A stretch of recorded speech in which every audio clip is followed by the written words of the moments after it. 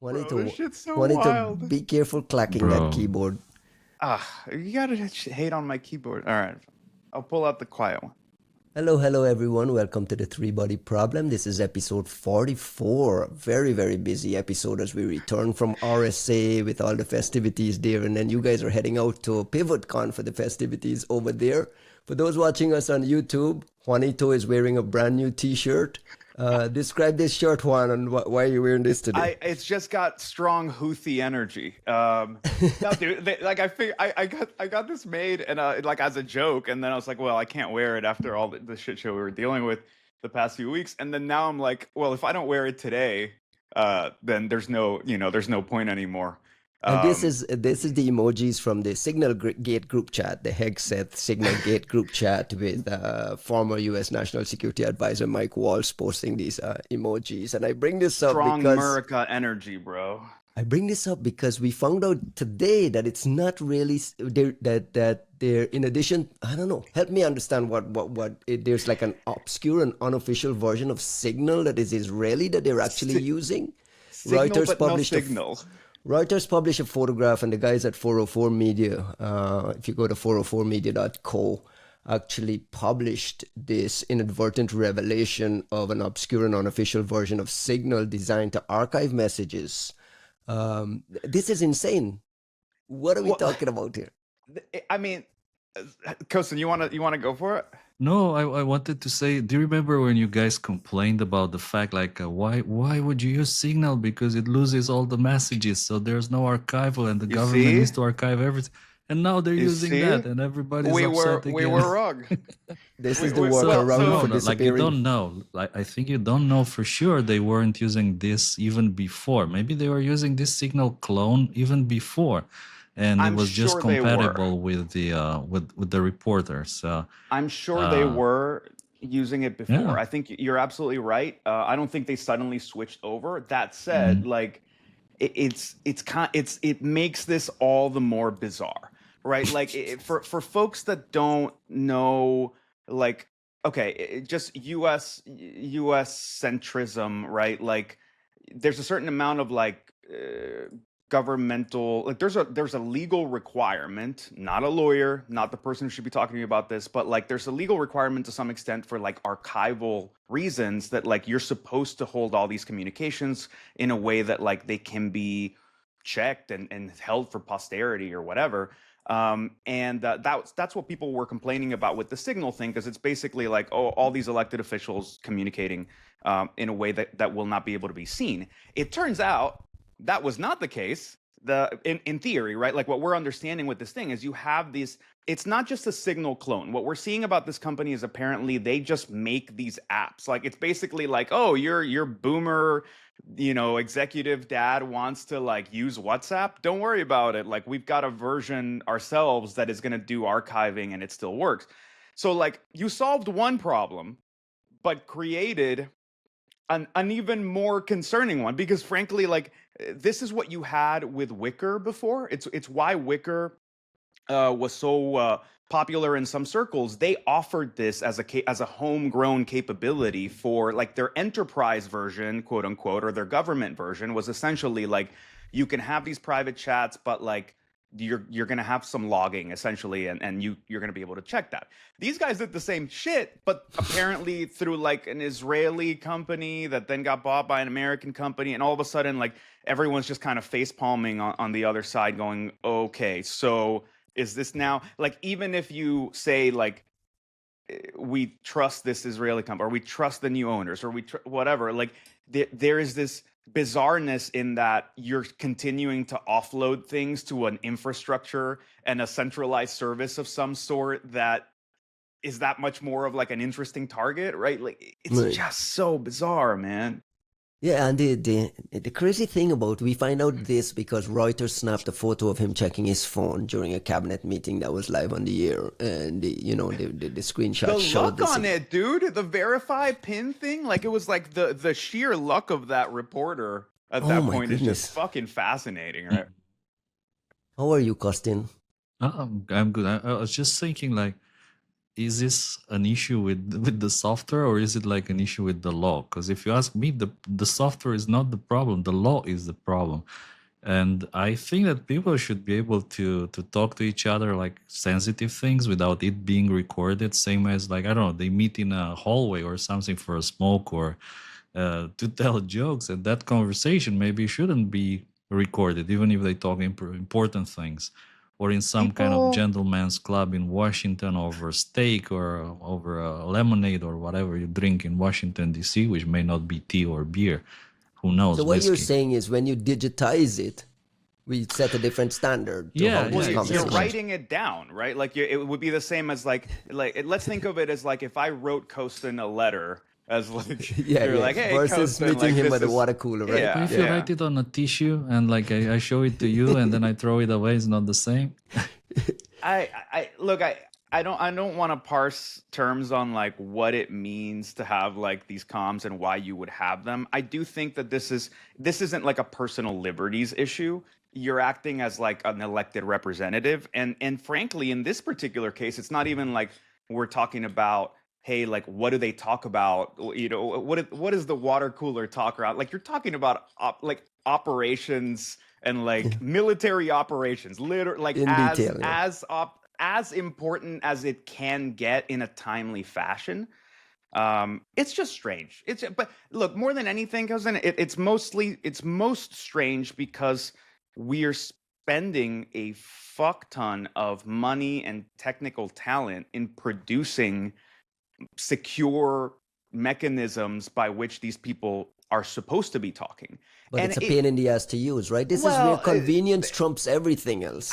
That's you beat me to it. That's where I was gonna go. It was like, look, like I'm not saying they're right, but it's like you remember when the Netflix security team came out with that like amazing series of blogs where they were basically like, our approach to security is a complete like enablement strategy. Like nobody in the company needs to know shit about security. They just need to kind of tell us what they need to do, how they want to do some of it. And like we figure out this like default enablement path by which, you know, everybody just kind of gets to do what they needed to do securely without them having to stress about it. And I think obviously this is even harder in bureaucracy, even harder with a security standard of literally the highest possible caliber of threat modeling. But it does go to show like you really can't just ignore the sort of user experience. You're talking about this paved road concept, right? Yeah, the Netflix paved road concept. That one sticks with me. I mean, I think Netflix, that blog has stayed with me for like 3 years or something like that. It was just so impressive to look at it from that perspective because, you know, I sing the praises of like Google's approach to security and some of these other folks, but I think that was the Netflix one was like the friendliest, more consistent version of that, of basically thinking about it in like an internal stakeholder model, internal customer model, and like not being kind of cruel and careless essentially as a security team, and being more about like, okay, people are going to do what they need to do. How do we get them to do it in a way that we're going to be happy with and without slowing them down? And I think, you know, more big companies that have resources should you know, try to take on that strategy. Right. The government trying to do communications is just like any other enterprise trying to do communications. There's no difference really. People will circumvent policy. People will do what it needs to be done. People will forward shit to their Gmail. Like this is just normal standard operating procedure in the enterprise. And you have to imagine this is how government operates as well. Like what makes them special? They're using the same tools. They have the same limitations. This is why we'll continue to see this stuff all the time, right, Costin? Well, I mean, He said Costin. My bad. I'm sorry, guys. I've slept two fucking hours. No, Costin. I've slept 2 hours. I'm gonna keep doing this. So please stop me, man. No, I was just thinking like it was almost like yesterday when Colin Powell was using Yahoo Drafts to communicate. Do you remember that story?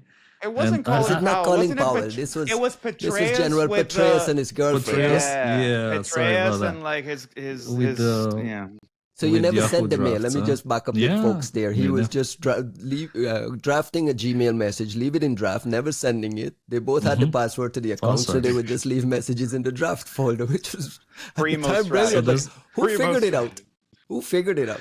I think someone hacked his account, probably Gucci for like the Romanian hacker, and blew Found it the up. draft Like, folder yeah. of love letters. That was insane.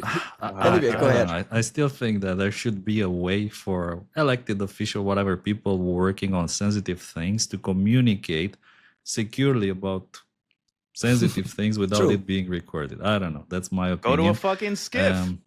They can go to a That's it. skiff, like Go to a yeah, fucking skiff. That's the whole and point. then you yeah? complain like they spend like three days per week just walking to the skiff, like or like since or like opening the door and locking the door to the skiff. And There's Mr. America no- over here always I complains think- about too much controls and too much constraints on Look, things. guys, Like, like bottom there's no line. winning here. There's no winning. There's no winning. Bottom line, but there is actually one thing which I find it very annoying, which is that Apple keeps publishing all this, these updates, iOS 18.4.0, iOS 18.4.1, and there's new emojis every time, like 7 new emojis, 15 new, 180 new emojis.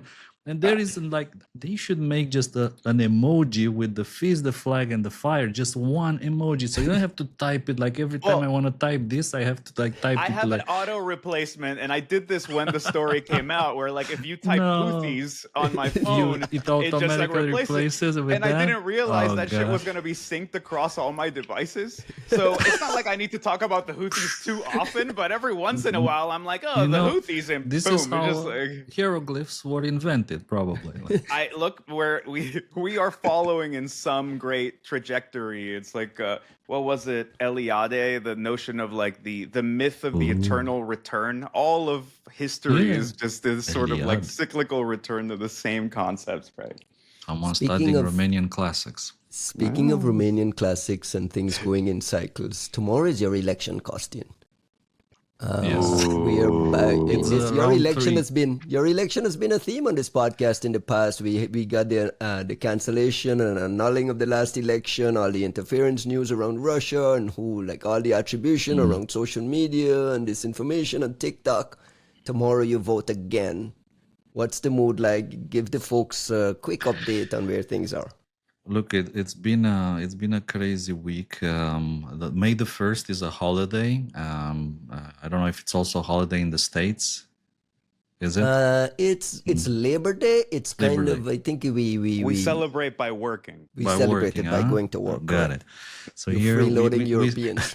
we celebrate by not working, which means everyone's at home and watching TV, and there's this political debates between the top candidates, like the last bombs dropping, the dirt dropping on the other candidate, backfiring to the other. So it's a big mess if you want. Actually, the voting started already on Friday in countries like New Zealand, because they need time to count the votes from Overseas balloting, remote, the remote locations. Historically, it's been these remote locations and outside voters that actually decided the elections. Same as it happened in Moldova, by the way. Meaning Maya it's so Sandu- close. Yeah, it's so close that actually, first in Moldova, Maya Sandu won because of these votes. And back in the days, even in Romania, Traian Băsescu actually won with the votes from outside the country, which actually tipped the results the other way around. So now people are like running to the sections voting. It's the highest voter turnout abroad in the history of Romania, I think. So Wow.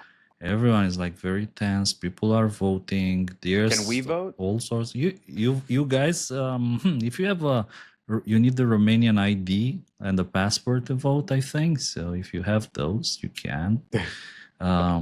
Otherwise, we will vote tomorrow. Like people in Romania vote tomorrow on Sunday. We were joking. Don't First you say go who to you're the voting church. for. You're not allowed to No, be No, campaigning. you go to on the this. church, Yeah. then you go to the vote, or the other way around. You go to the vote first. Depends. Then you go Um, pray. then you go pray. Then we go pray for the Important results. question. Is there the same kind of rumblings about disinformation? Is it the same Russian involvement? Are you guys heading into another crisis, or you feel like things have settled down and Well, things are several big things have happened. I'll start. Let's say one. The United States, they sent some special envoys to supervise the elections here, and everyone was like very surprised. supervise? Careful with your wording. Supervise or like look? Well, election That's what it's- supervisors. It's like a normal. Okay. Yeah. Honestly, it's strange. It feels strange. Like, and there were like two guys came here. They were on several TVs. I saw them.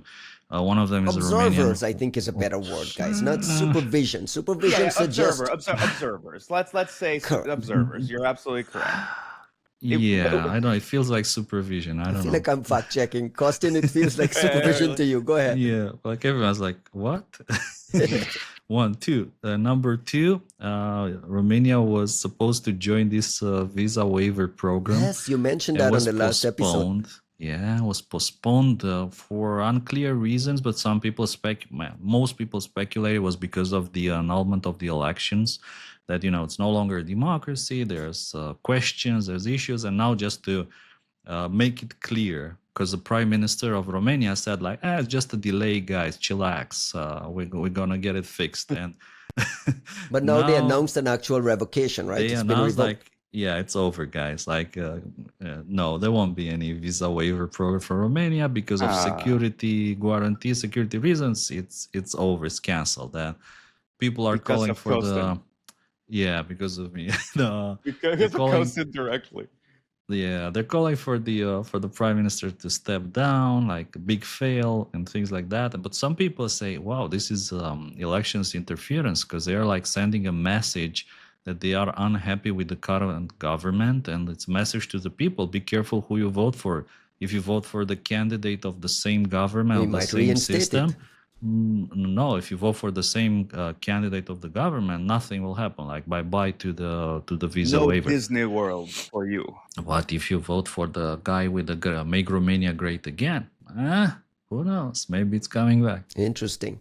And you were saying on the last episode that this is kind of feeding into an anti-American sentiment that was not in place in previous generations. This newer generation is like this revocation of visa waiver program, all this kind of interference talk, all the TikTok talk is leading to a lot of It's just anti-American sentiment there. It's a kind of disappointment, I think. People are disappointed and they're getting very emotional. And I guess doing this, just to make it clear, this is canceled, and do it one day before the elections, in my opinion, is not something random. Like, nobody does it like in a random fashion. The announcement coming the day before the The election. announcement comes a day before the elections that, like, your current government messed up. So be careful who you vote for. And I think, this is going to backfire because people don't see it like in a very positive way. So I don't know. My feeling is that it wasn't a very wise decision. This is going to backfire. But who knows? Like, we'll see tomorrow. By the way, the Ministry of Foreign Affairs also published a PDF yesterday about doppelganger targeting Romania. It's unfortunate. It's a very raw PDF with just screenshots. Well, like, super strange if you ask me. It's not a report. It's not something with IOX. It's just like some random screenshots of what they think it's doppelganger targeting Romania. They accuse the Russian Federation. The Ministry of Foreign Affairs in Romania. Ministry of Foreign Affairs and UNCOM, which is a national association of telecom operators in Romania. So it's very confusing from many points of view, like I said, and unfortunately, it's not a report. It's just some screenshots. I've tried to do some pivoting on the websites I mentioned there. I'm not entirely sure it's doppelganger. It feels more similar to something else that was also active in November. So I imagine you guys are being bombarded with X posts and fake news and all kinds of claims, crazy claims on all sides. It must be crazy. It feels that this election somehow is more important then people were like, it might actually be. I don't know why is it so important, or why people think it is that important, because in the end, there's one thing here, which is the president of Romania. It doesn't have that much power. It's not the same as the US. Like in Romania, the president, he essentially just nominates a prime minister who forms a government. But in the end, it's the prime minister, the government, parliament who runs the country. President is more like a kind of a cheerleader who says like, let's do this, like, hey, let's do that. Like, and typically that can be yeah, fixed. that can be fixed. Like, there was a presidential debate, and in which they asked the candidates, "What would you do?" And there were some who said, "Actually, we would change the constitution to make it the same as U.S., where the president is God or the Pope or whatever." So there was a time when it was argued that one of the U.S.'s most dangerous exports was this idea of freedom. Like executive. No, well, that's a different argument. But the idea of the executive branch, the way that we do it, because it's so kind of, it can be so unilateral, and like checks and balances don't actually, as we're learning, don't have actual much teeth. It's kind of like honor system. So there was a good chunk of time when like folks would argue that we were doing more damage by pushing this ready-baked constitutional model that worked for us up to a certain point to other places that just did not know how to like respect that. That seems to be showing here, but we no longer have the State Department that we used to. So it's all new, man. It's all unwritten. To my Romanian friends, best of luck. I hope things stay safe, and go to church. Go to church. Ask for the right bit of guidance. I mentioned at the top that were returning from RSA. Juanito, you got a chance to attend a pretty cool event at RSA, which is this OpenAI Security Summit. You were with all your AI buddies. You're right there in chill heaven. I imagine your heart is bursting with energy. I was bursting with AI energy. Talk to me about the OpenAI summit. We were tipped off to some news coming around this Aardvark. Aardvark is a code name coming out of OpenAI. I'm not just going to set it up that way. Dave Aitel did a keynote there. What can you share? So, Dave. So first and foremost, like, I am extremely happy, B, extremely underslept.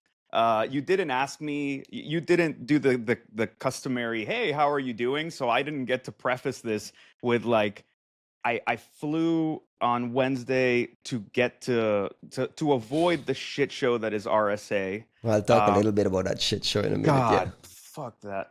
Anyways, but to avoid it, but only to go to this event that Dave Aitel put together at OpenAI, and did a very quick turnaround, right? Like the event finished, Matt Knight's talk finished, and I hauled ass to the airport, flew overnight, recording the podcast, and then in 6 hours, I will hopefully be flying to Spain for, PivotCon and that stuff.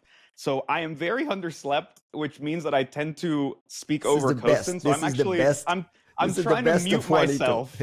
I'm trying to mute myself so I'm not like this, rampant asshole. But I will say, you are with your peoples. I think this podcast has strong 3-hour energy. I think this could be it. No, so look, the OpenAI event was actually fucking awesome, but it wasn't because it was the AI shills all put together. It was a lot of like security folks and like well-chosen security folks. Like you can tell when somebody kind of picks the invite list. Like that's the strength of like LabsCon and PivotCon, where it's like, yeah, the talks are great, but the cooler part is somebody who knows their shit handpicked who would come. So, I have a ton of shout outs, and I'll save that so that for once I'm prepared for the shout outs.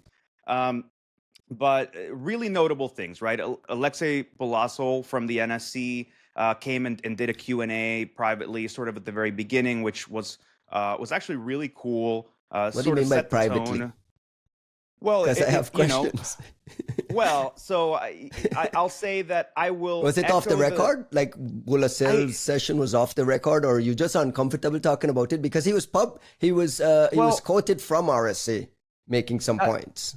Alexei's a friend, and they didn't make it clear. So I'm like a little Fair. bit hesitant. But what I will say is, since he spoke at RSA earlier, I'm happy to like discuss the things that were discussed at RSA anyways, because like there wasn't that much divergence. And frankly, I think that being at a more technical place, like it was really interesting to hear how the discussion around AI was grounded in that understanding that comes from like technical people, right? Like Alexei is somebody who like I met him when he was like reverse engineering Microsoft Defender and talking about it at SummerCon, all these other places. Like he's like a deeply technical dude, cool guy. It felt really nice to like whatever you might think about this administration. You agree with them, you don't agree with them, whatever. But for once, I felt like, well, somebody who gets this shit is in the room. So whatever happens from this point forward, it's not going to be because of ignorance, which is well, that was a feeling that I would get for the past 2-3 years of like being continually engaged in, like it felt like we had to go every time the government picked up the phone. You had to show up because the real fear was that no one at the table would know what the fuck they were talking about. And at least this time around, you're like, well, I know at least 2 people at the table know what the fuck they're talking about. Whatever their views, you agree, you don't agree, whatever, but they know, like JD Work, Alexei Bulazel, they know what they're talking about. So like that discussion, what I loved was we were talking about LLMs and like, you know, will it favor offense? Will it favor defense? Like the usual shit. But Alexei could take that to a level of discussing, well, like in what way will it favor it? Because you have this notion of weird machine thinking, right? Like the kind of intuition led, out of the box thinking that gets you things like you know, special exploits like forced entry, like really special shit. And you're like, we don't see AI doing this shit anytime soon. Like just no, right? And frankly, we should be happy that that's the case. I think that that's precisely where like humans excel. And that's where, you know, you get this this 2-punch combo. Bulazel gives us that sort of bit of intro and talks about some of these like offensive cyber ops, which like I feel like we're at risk of me talking way too much. Well, wait a second. Let me set the stage for what he made headlines at RSA for. No. So in this, it was positioned as his first major discussion by a top cybersecurity official in the NSC. The idea is that he wants to normalize the use of offensive cyber activity as a tool of U.S. national power. He told an audience that the U.S. could respond in kind to cyber attacks from China and other adversaries, and the U.S. could do some punching back. So there's a lot of, I don't know if it was, I mean, the reporter probably just kind of plucked out the more like sensational quotes around, okay, we should be free to hack back. But there was a sense from him that there are handcuffs in place. The same thing you've talked about in the past, Juan. Yeah. Can you shed some light in, like, expand a little? Did he discuss that? I mean, can we discuss at least that theme of what he talked about with you guys? I think we could definitely discuss the theme. And to be clear, it's not like he went, you know, like he like exposed some it's great not some top secrets. secret talk. Yeah. Well, you know, he's not telling us stuff that you shouldn't be telling us, but that sentiment being expressed, I think is very interesting, right? Like I've talked about this a lot on the podcast before, and there was a lot of skepticism, which I think was rightly placed. If you're not close to USG and like how they've been working for the past however many years, the things I was saying sounded like I was being like a dumb oaf and like some kind of ogre, just like, why don't they hack more? And frankly, I understand because anybody looking at it from the outside in would go, well, surely when something is important, surely when things are on the line, people are going to get out of this bureaucratic mindset and they're going to do what they need to do. And I think the problem that you're hearing echoed all over the place is, no, they weren't, right? Like the same way that like even post 9/11, you didn't have these organizations suddenly like collaborating and everybody deciding to play ball. Like you needed an ODNI and like all these structural changes. Like the same has been happening in cyber, but worse. And I think the framing is getting really interesting. Like, I wouldn't just go for the hack back part of it. Like, I don't think that that's precisely what we're talking about. I think we're more likely, and these are my words, I think we're more likely to see more of like a clearer path to a yes on the part of like the cyber commands and NSAs and so on and CIA of like, hey, go fucking do the thing. Like, you think that's the right thing to do? Go fucking do it. You don't need 14 layers of approval. Go hack some shit. But also the potential for outsourcing authorities in more of like a soup to nuts way, where like, the three of us decide we're going to start a little defense contractor shop in Melbourne, Florida, that we can go run the ops from like, from developing the exploits to having the malware to actually doing the targeting packages to having the effects. So essentially you could say, we're going to sell DoD effects. Would you like us to blow up a fucking steel mill in Iran? That's what would you like to see, I don't know, some kind of like economic contraction in this particular country? And don't worry about it, bro. Like, we're gonna come up with the ops plan. We're gonna come up, con op, targeting packages, etc., and we will deliver to you this finished effect. And you're giving us the authority of like what would otherwise be an illegal action. And that's not really how things work right now. The mentality is that this is possible. It's very possible that we're going to go that route. And that's why you see a lot of defense contractors frothing at the mouth, right? Like, Raytheon has been buying every offensive shop that has come up in the past couple of years. They've all been getting absorbed by this like mega giant defense contractor, because I think there's this expectation, not just that cyber operations are going to grow, but that something's about to change that would mean that they can do a whole lot more with that. Costin, we've spoken in the past about adversarial intelligence teams looking at each other and saying, "Hey, you hack me. Hey, man, I hack you. This is kind of what we do. Everyone, this is the norm." What does this kind of proportional punchback look like in that context of cyber espionage? We talked about like, unshackling people to go back at China for what China's done to us. When cyber espionage is involved, like, do you expect any sort of like tit for tat there, or is this just part of policy-based conversations to kind of shift the narrative around being more firm? When you hear Bulazel talk about this stuff, how does it sound to you from your porch in Europe?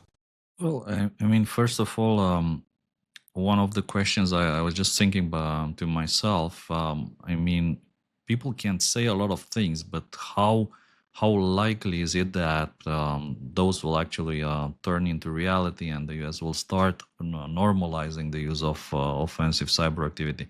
I mean, as Juan was saying, that's quite high possibility. So, I mean, if this is what people were preparing for, then, I mean, sure. I think if you look from the other side, so from the other point of view, I mean, we've seen all these Russian cyber criminal gangs, ransomware groups going after the US without any kind of problems, essentially. So I understand why people might think there's some kind of a need of a change in the security posture and how you deal with this kind of difference in the way that things are done. It's for sure it's asymmetric and maybe it needs a bit of balance. So I can say that I understand this, but what worries me is who will be doing all this offensive cyber activity. I mean, if without it's these 14 layers of checkpoints, right? I mean, yeah, no, well, if it's a government doing the offensive cyber stuff, then okay. But then if you begin to outsource the offensive cyber stuff to companies, like you mentioned, a few of them, then I'm starting to get a bit worried, because it may very well go out of control. So you may lose touch with what's happening, with what is actually the effect. And one thing that is, I think, given in cyber is that the possibility of side effects is much higher than in reality. Of Is that course, actually true I in your think view, so. Costin? Like, I've Yeah, always been sort I of think so. baffled by that argument. I, Like I think so, yeah. that And do you idea know that why? like, why? Because you have an incomplete view of the target. When typically when you come and you drop a bomb or a missile, what's going to happen? Like that is going to explode, destroy a lot of buildings, probably will terminate a lot of soldiers who are in the area, maybe have civilian casualties as well. But it will not, I don't think it will affect another business 1,000 kilometers away, or like a power station 1,000 kilometers. In cyber, I think things are a bit different in the sense that you do one thing here and then you kill the entire country's internet connection, or you do one small operation here and it affects the whole cloud of whatever, Huawei cloud, just to give a random example. So But wait, that's the Costin, thing that kind of worries me. you're equating blackouts or a train not running to collateral damage where people actually die. I mean, True, it's true, not a but one to one. yeah, it's not a one-to-one, but is it something that you calculate and you let's say put into your risk model or not? Of course, it's terrible when people die, of course. But come Uh, on, man. Like but yeah, I'm still worried about, it, like, in the light of what's been happening in Europe lately with Spain, Portugal running out of but we're electricity, or like getting But we're without not talking electricity. about the Russians, right? Like we're talking Mhm. about, or the North Koreans. Like we're talking about the U.S., like the most anal fucking version of cyber ops. And Yes, and if and the government does it, but when you That's the start point he's bringing making. outsiders, I don't know. yeah, But the yeah. government All bets are never off. does it directly, though, right? I mean, a lot of these offensive cyber. Well, I don't know. I don't know. No. I mean that I think that's the argument, right? Like in my understanding, the and obviously I don't know the breadth of everything NSA, CIA, whatever it does, but in my understanding, um, the way the title authorities worked, you basically needed this person in the room, or needed like at least, right, like the whole like dual hat NSA cyber command, same building mentality, right? You build all this shit, then you go and someone, like if it's this particular type of title authority, which I always forget, it's like 10 whatever, title 10, title 40, whatever, then somebody in a fucking uniform needed to click that button. And there's always been this notion of like, the cyber op, like to Costin's point, I think we were over bureaucratized to the point of inaction in a truly ridiculous way. Like, and I think that's been driven by this like continuous analogous thinking about how cyber is kind of like a nuclear weapon. And you're like, well, what do we do with nuclear weapons? We spend a fuck ton of money developing them, then we spend a fuck ton of money maintaining them, and we pray to God that we never, ever, ever, ever, ever have to fucking use them. And that's kind of the exact same approach that we took with cyber. And you're like, no, right? And look, going back to Alexei's point, to something Alexei said that I think is actually really important and really prescient, and that previous administrations have honestly failed at, is the realization that not doing something is also potentially escalatory. And I Explain think that. Explain that. there's been this like pussyfooting, milk toast, squishy, soft fucking mentality to the idea that like, but if we do something, right? You remember when Shane Huntley went to what was it, Offensive Con, in front of a bunch of exploit devs and basically gave them this talk about like, the politics of hand wringing. Like if you do something, then you'll be responsible for something, and you're like, you're better off not doing anything, right? Like that wasn't his point. I'm How is that bastardizing it, but escalatory, though? well, but that's my point. There's this idea that if you don't do anything, that escalation will not happen. And that is not necessarily true. And I point you to the Chinese, the North Koreans, and the Iranians right now, who have come out and done outrageous shit. Let's leave the Chinese out of it. North Korea and Iran, in the past 5 years, have done outrageous, unacceptable shit for a nation state. Things that would have been considered an act of war were they not cyber. If they were not cyber, like the North Koreans robbing banks at scale, fucking doing all kinds of insane shit would have been unacceptable. The Iranians literally hacking, ransoming entire countries, right? Albania getting hit with fake ransomware by Iran. If they'd done that by any other means, we would have said this is absolutely unacceptable. And if Albania had decided to like go bomb Iran, if that's something they can do, then we wouldn't have really, you know, we would have said don't do it, but like we would not have thought that was disproportionate. The issue that the reason I'm saying that and I think Alexei has a really good point.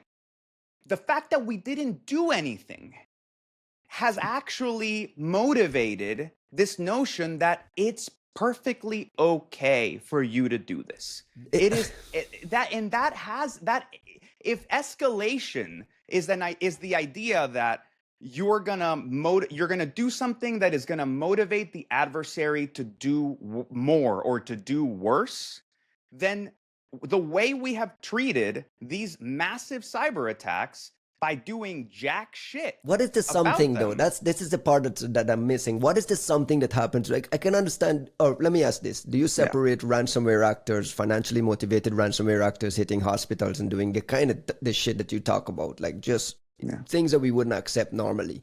Right. You separate that from cyber espionage. Like, should the government do something, the same something against those guys as they would to Salt Typhoon? Like, help me understand what you mean by something. I absolutely separate espionage from any of this, right? Like, espionage is kind of like the like background radiation of cyber, right? Like everyone kind of does it, and saying that it in itself is a bad move is not quite right. However, not being, you know, policy idiots, we also know that like what we consider espionage is also the first step in any other operation you may want to take. So it's kind of hard to tell, right? Like you have these weird like gradation things. Richard Danzig, who was at this conference, like I'm a huge fan. Like I was actually so psyched that he was there. I didn't even know he was going to be there. This is the guy who did the Living on a Diet of Poisoned Fruit. It's like a really famous paper about O-Days. He made the point that, well, you know, if you're placing implants in our water infrastructure, what are you spying on, right? Like it's not an espionage thing. That in itself, the targeting alone, right? Like that was the whole notion with Bolt Typhoon. That is an espionage. But what does do something? What is do something? Right. I think the important thing here is also to get away from this concept of cyber as its own domain, because the notion of do something is not you hacked me, so I will hack you. I'm hacking you all the fucking time. You're hacking me all the fucking time. But you did something with your hacking that is considered crossing the line. So I will respond in a way appropriate to the intent of what you did, not the mechanism of how you did it. So if you come and fucking shut down a water plant or do something that we don't like, I am well justified in, I don't know, dropping a fucking JDAM on top of your building, right? Okay, like so like physical, like kinetic activity as a response to this is in play. Whatever you choose to do that you feel is appropriate for that. Like, look, I'm glad we started to do open attribution to some extent, and I'm glad that we decided that like sanctions and indictments were a good step. Why we decided that was the only thing we could ever do is beyond me. And I think that's where you go, well, there's this notion that like we don't want to escalate. You go, okay, but escalation again is being thought of in this kind of nuclear warfare mentality where you go, well, that will lead to mutually assured destruction. You're like, no, not in cyber. No, what the fuck is, no, that's not how this shit works, man. Like, we know that's not how this shit works. If the North Koreans hacked Sony and we fucking, like, I don't know, went and blew them the fuck up, or like we bricked their entire internet infrastructure, which is not as hard to do as in any other country, and they were not able to come online for 6 months. That is a way of disincentivizing bad behavior. And I think that's the real problem we've gotten to. We have seen truly outrageous shit happen on the interwebs and have basically said, that's fine, bro. We're going to hit you economically. We also understand that most of your economy is running through a black market. And we're already telling you it's okay to live outside of the law. So what are you going to do?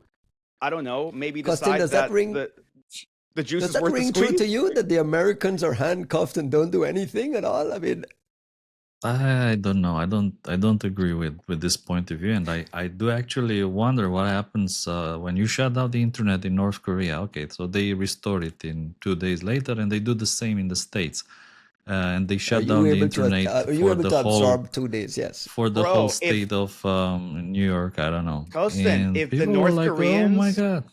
if the North Koreans can shut down the internet in the United States, we Mhm. have a way bigger problem, and it's not going to be about us shutting down their internet. But The motherfuckers did that to Sony over a fucking James Franco movie. They did that shit which to Sony over a means they can do stoner the same. comedy. Yeah, so Yeah. they can do That's the the same if provoked, right? that's the mentality that says, well, there's a drunk guy at the bar being an asshole. We need to just let him, just don't look him in the eye, don't interact with him so that he won't get worse. And then he goes and he punches somebody at the bar, and you go, well, but like, let's not do anything so he doesn't do anything worse. The guy goes, well, there's no consequences. Turns around, punches another person at the bar. You go, don't do anything so it doesn't get worse. Let's just cut him off. Don't give him any more drinks. That is not an appropriate mentality. And like, look, I think the it's proof a is in wrong the pudding. analogy. The way I see it is like a rowdy in the bar who's making like a lot of noise, and you say like, let's go and beat that guy because he's Yes. making a lot of noise. And then you go, you beat the shit out of him, and then he calls a few friends and they beat the shit out of you. And then like everyone's happy because they had some Wait a fun at the second. bar. Wait a But I second. Let me agree flip when the it's just question. noise. Yeah. It's Let me okay flip when the it's just question to- noise, but what do we accept as something that's actually an effect, right? Like you wiped an entire company and you like took them down. Is that it? You literally bankrupt an entire cryptocurrency exchange, steal a bunch of money for a bunch of people. Is that it? You go to Swift. Is that it? Like what the fuck? Pull that mic a what little is closer. it? Pull that mic Really? a I'm little like closer. fucking yelling. I'm like fucking Why are you screaming over yelling? here. The Like, microphone is right there. Costin, wait a second. Let me flip the question to you. What should we do? We should just sit back and have them do this preposterous shit over and over and over again. And because if we do something, they will escalate. Like at some point, something has to balance. So, what are you suggesting? I think you should do the right kind of things that stop this kind of activity from hitting you in the first place. Be it, I don't know, shifting democracy, getting other people elected, hiring their hackers, getting them out of North Korea, giving them better jobs, discouraging them from doing anything by, I don't know, hacking into their phones, stealing photos, I don't know, leaking confidential photos, or like leaking those to their own government, things like that. But I don't think that this random display of destructive power is going to help anyway. It's only going to escalate. So I think that the types of activities need to be very well fine-tuned. That's why and I'm they trying need to get to this. discourage these That's- activities in the first place. I'm not Juanito, wait a saying- second. That's why I'm getting Yeah. to the do something. The do something. Yeah. What the something is important. What The Costin is something is saying is important. you can do a variety of some things course. Yeah. in the background without dropping a warhead in some building in Okay. Moscow. No, I, but I agree with you guys. I'm not saying we need to like be. I'm not saying that the drunk guy at the bar who punches somebody, you just turn around and fucking shoot him. Like I'm not saying that that's the only appropriate measure. There are many, many measures, and you can choose which one it is. And honestly, maybe shutting down North Korea's internet for 2 days is enough of a pain to be like, hey, remember we can still do shit to you. Or hey, how about this? How about just getting a little more unconventional in our warfare, right? These motherfuckers live on laundered money. They have all kinds of shell companies and weird shit. How about instead of sanctioning them, which you know is not going to do fucking anything, you just drain one of their wallets one day? They suddenly, wherever Kim Jong-un is keeping $3 billion worth of bullshit to buy MacBooks for himself while everybody eats cardboard, you just disappear that money. Who's he going to complain to? Who's he going to bitch to? Right? Like there That's are so fine. many, Like, that's fine with me. there's so many ways, but we wouldn't do That stuff has to be happening, though. No, Like, that has to It's already I think be the whole happening. point No, I is don't that think it's it's not happening. happening. It's not happening. If it How do was you not go happening, disappear that money? if it was happening, the Iranians would look, in North Korea, you can say Kim Jong-un, Rocket Man has got rockets with nukes. Iran does not have nukes. If it was going to happen to anybody, it would have happened to the Iranians. And I have a feeling that if the fucking Ayatollah suddenly woke up and he was missing $2 billion in foreign whatever, that they would have said something. These people Right. do not stay quiet. So it's not happening.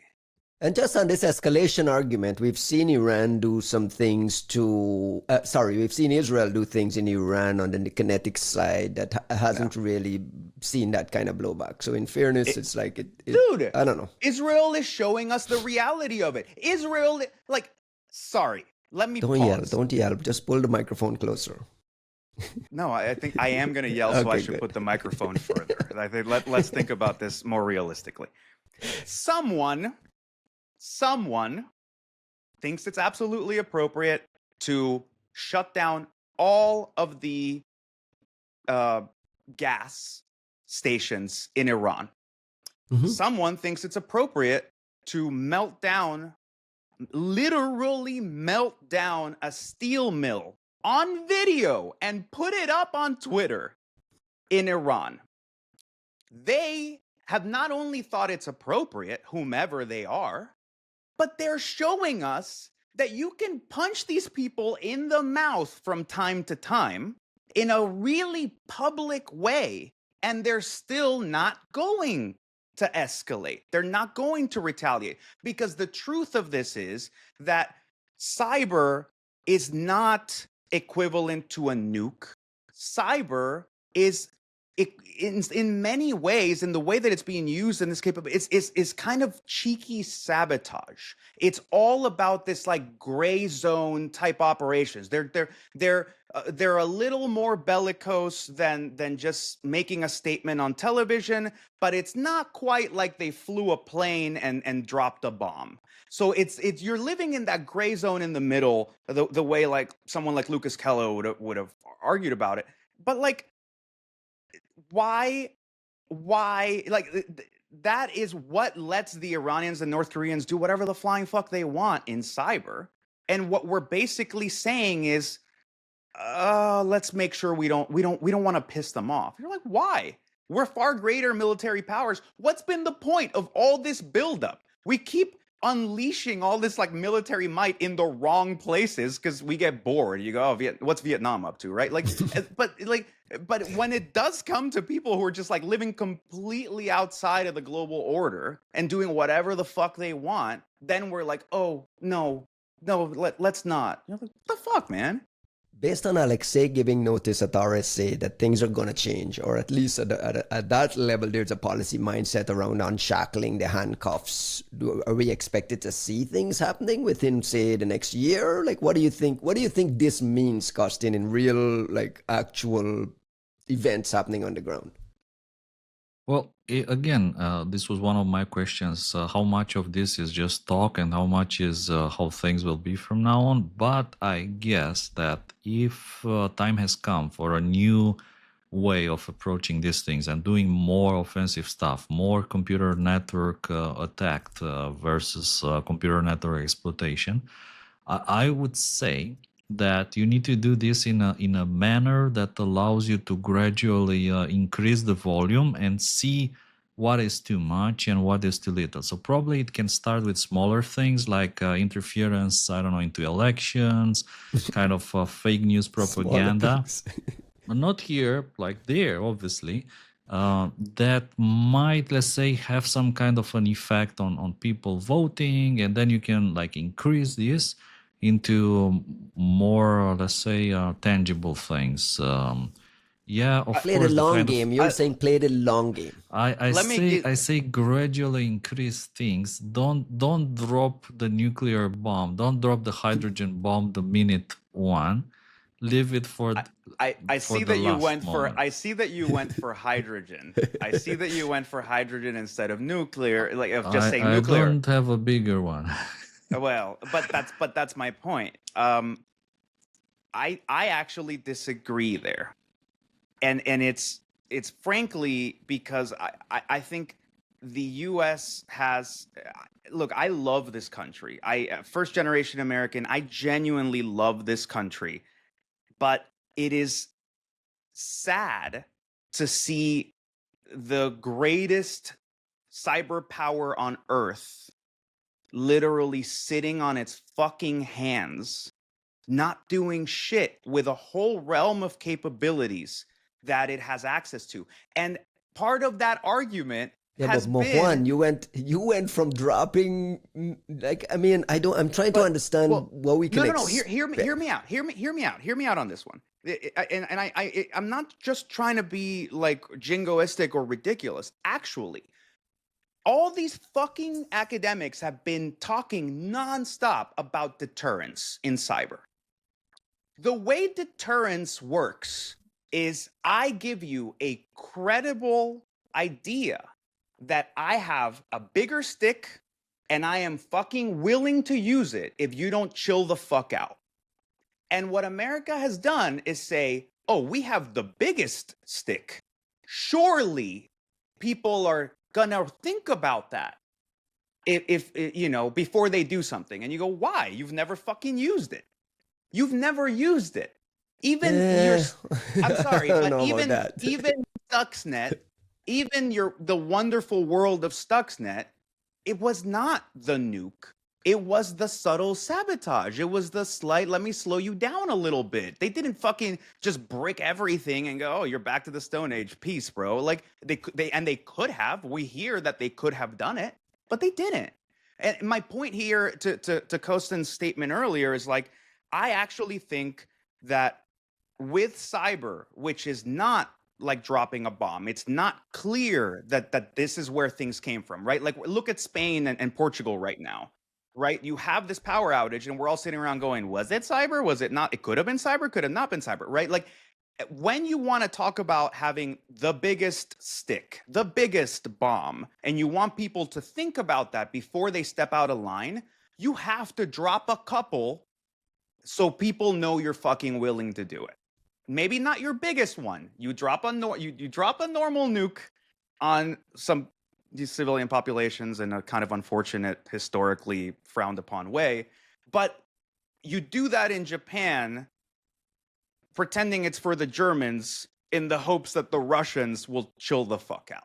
That was the great chessboard. And with cyber, we have not seen that. We have been getting fucking pummeled all day long and going, it's okay, bro. I've got a fucking AK-47 in my pickup truck. If this drunk dude gets really bad, I swear I'm gonna use it. And you go, dude, you're fucking dying already. Look, Wait, wait. I think the intention was interesting. If that was the intention of dropping the atomic bombs on Hiroshima and Nagasaki for the Russians to chill the fuck off, I think the outcome is even more unfortunate, because now they have even more atomic bombs in the U.S. and even bigger ones. So I don't know how that worked out. I'm not saying that there was any way to win that one. There's a reason why the same people who invented the atomic bomb then spent the next 30 years talking about game theory and like the prisoner's dilemma. Like there's a reason von Neumann was essentially obsessed with like, it was either like we nuke them first, or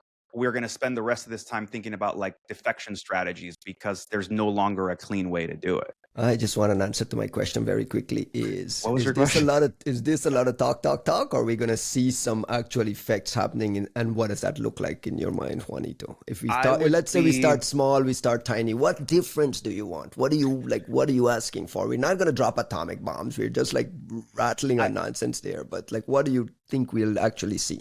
I don't know. I do not know. But You expect change? I think that if there isn't change now, there will never ever be change short of a catastrophic crisis scenario, which I mean our tolerance for catastrophes in the US is pretty low. Not to trivialize 9/11, but like it was 4,000 people. It was really tragic. It mostly shook our sense of like invulnerability in the homeland, but it was a relatively small event in the grand scheme of things. And yet it takes that kind of like, that's why you hear people from Rand talking about punctuated equilibriums, right? Like we are a nation that seldom, if ever, moves preemptively. We usually wait for the crisis before we actually decide what we're going to do with whatever. So to answer your question more directly, I don't know. There's multiple ways to go about it, but there's two main schools of thought here, right? There's the Costin school of thought where you go, okay, we want to show that you can do this and that people have been ridiculous to be so overcautious. So let's start small and then you go a little bigger and then you get a little bigger. And that's internal messaging. That's showing the inside that, look, we could have been using this shit the whole time and we didn't. It doesn't mean we're like, going crazy. You could do small things and it would be fine. That's if you want to send that message internally. However, that doesn't sound like this administration. I would expect this administration to want to show some fucking muscle, to decide, you know what? We're going to fucking blow up every water treatment plant in Iran. You go, wow, that's insane. You shouldn't do that. You go, we're going to do it one time. And then everyone else can just remember that. And we will be talking about this for the next, we've been talking about Hiroshima and Nagasaki for 80 fucking years, right? Like you did it one time. America didn't have to go show off nuclear bombs in a bunch of other countries in every single conflict, right? All right. I started this OpenAI Security Summit segment with a simple question. What is Aardvark? We still haven't... What's an Aardvark? Yeah. Do you even remember this? What is an Aardvark? I don't. I do not. An hour later, I'm going to return back to the original question because we've seen evidence of Aardvark online. What is Aardvark? By hour 3. Well, Aardvark is the naming alone is a testament to how much of a fucking nerd Dave Vitale is, because it's about an Aardvark is apparently an animal that eats bugs. So you can kind of see where the mentality of this is. He's always named his products after these things, though. I'm bugs just glad and he's like so not still talking about ants. But no, just quickly for the audience, Dave Vitale is on the technical staff at OpenAI, and I think he's doing security work there previously at Immunity, well known in the industry. Go ahead. Let's call it what it is. I think it was. OpenAI hiring Dave Vitale was an awesome sign to the security industry that OpenAI was taking that side of things. It was not going to be all bullshit. Seriously. It's not all bullshit. And I've come on this, on this podcast before and said, damn, like talking to the people inside OpenAI kind of feels like Apple culty and lame. That was not the vibe this time around. And I fucking love it. But I don't think that was the OpenAI people in that room, though. I mean, the OpenAI culture, but that's a different topic. No. Look, I won't speak to the larger culture, but let's say OpenAI, as far as security people are concerned, is not that anymore. And Apple still is, right? Like, so you look at them getting someone like Dave Vitale and then giving them free reign. It signals to the security industry, we're taking this shit seriously. We actually want to play and we want to make an outsized impact. Okay, let's stop teasing it, right? Costin, is this man going to tell us what Aardvark is? I was about to do it. You just stopped me. Fuck it. Let's go to a different story. No, okay. IOX, man. Where's the IOX? Tell us the IOX. The IOX are actually in GitHub commits. I think Aardvark is a really meaningful thing. So Aardvark is a model of some sort, some kind of reasoning model that has been A, fine-tuned, and B, given all the right tools and a lot of really interesting engineering that we don't Internal necessarily project, right? know. An internal OpenAI private thing. Yes. It's an internal OpenAI private thing, and it may stay an internal OpenAI private thing for the time being. But essentially, what Dave did was get this model and start. He trained it. He figured out how this shit was supposed to work, and he started turning it on open source repositories on the internet, and like big, well-established ones: OpenSSH, Postgres,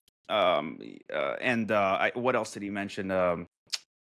Damn, I'm forgetting the other one, but PHP.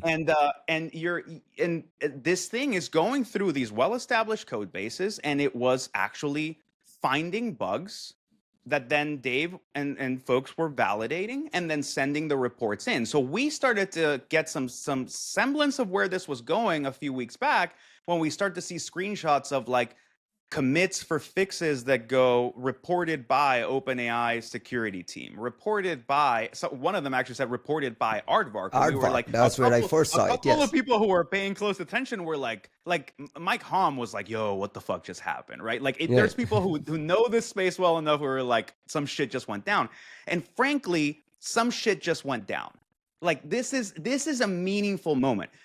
Part of, I wish Dave Vitel's talk would be public, because what it started to show was something that we've been missing in this debate for a long time, which is an understanding of how bugs are getting introduced into these big code bases. Think about something like PHP or OpenSSH. The commits, the changes, the growth of this project is openly visible in incremental steps. That's what GitHub does for you. So you can watch a whole history of people, like different, who did it, who committed this line at this time, and how the project grew. So now that you have this external evaluator, this model that can look at that code and go, there's a bug here, there's a bug here, there's a bug here, there's a bug here, there's a bug here. And mind you, we're talking bugs. We're not talking exploits. We're talking bugs, right? There's a difference between a vulnerability and an exploit. Suddenly you start to get an understanding of the dynamics of how bugs are introduced into code bases. So Dave Vitel literally pulled up a chart and said, well, what we understand with Aardvark now is that there's an average of 1.5 to 1.7% commits that introduce bugs into a code base at a steady rate. I've never heard that shit before. And it's fucking fascinating. You're basically saying there is a rate of entropy at which these code bases are steadily degrading. It's a 1.7%. And like maybe we'll scale this out and you find out that it's higher, that it's lower, whatever. But there is, for people who want to understand what it is that we're dealing with when it comes to open source projects, why this is so problematic, is there is an entropy that's being continually introduced into this code base by virtue of people growing the code base and working on it. And there isn't an equivalent counter force that's maintaining or pushing back against that entropy. So in a sense, this is the first introduction of a mechanism that could possibly start to account for that in a way that is scalable. Because nothing the government ever said about open source security ever made any fucking sense. Who are these people that are fixing the things? Who are these people who you're like, who no one is paying, who's going to spend all their time just reading through 400,000 lines of OpenSSH commits every single day trying to fix this shit? That was never going to work, which is why they espoused all this Rust bullshit so heartily, because we told them, if they write it in Rust, then it's perfect. You go, perfect. Get everyone to write everything in Rust. You go, nah, bro, like that's not it. But you needed this like God from the machine to show up. Is it a fuzzer? Because we know I've seen the Google open source team doing fuzzing and on open source projects. What's the difference? And that was the big point. This is not a fuzzer, which was a good contrast against all these fucking academic presentations where you see people, the LLM can run the fuzzer and then the LLM will get the bug out. And you're like, yeah, cool. But all you're saying is like the LLM can orchestrate these tools that were kind of brute forcing the problem. So that's not in understanding. That's just So trying what to is it doing? automate the brute forcing. What is it It's doing? Some static. sort of reasoning, It's that goes back to it's even to commit. reasoning with tools. So it's static analysis where you've got a reasoning model that's been fine-tuned for this stuff that has been unhobbled and has access to tools. So it knows how to like break the problem apart into, ways that can be meaningfully put into a context window. It can write some Python code. It can test if this, it can test that code in this and that way. It can search the internet. It can do X, Y, and Z. And of course, like the real magic comes in the fine tuning and some of that like figuring out what the scaffolding should look like so that this thing can get reliable results, right? Like that's the issue with stochastic systems. It's a probabilistic system. You need to figure out what kind of harnessing is going to get you an ever increasing rate of success because the thing is not deterministic. That's where the true work comes into it. And that's why you would hear me like talking and obsessing over the reversing side of this, which is like an analogous issue. Like Dave Vitale just went and did some, the shit that we were talking about, because fuzzing and all that, like you always had this notion, the same way as like running malware through a sandbox where you go, yeah, we got this output. Do I trust it?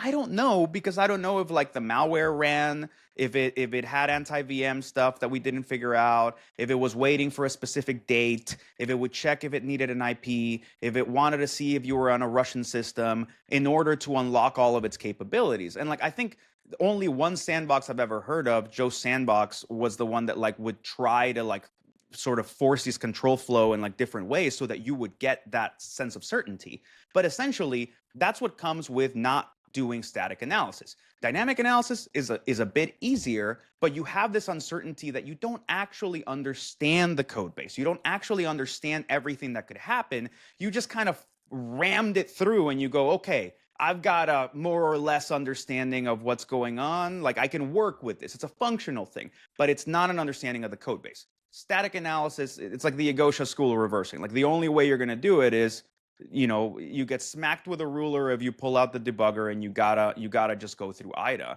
And that's what Aardvark is essentially doing in its own way. It has binary ninja tool, as a tool. It can write Python. It can write, all these sort of different things to validate. It can search, and it turns out you start to find all kinds of fucking bugs. So like that humans couldn't find.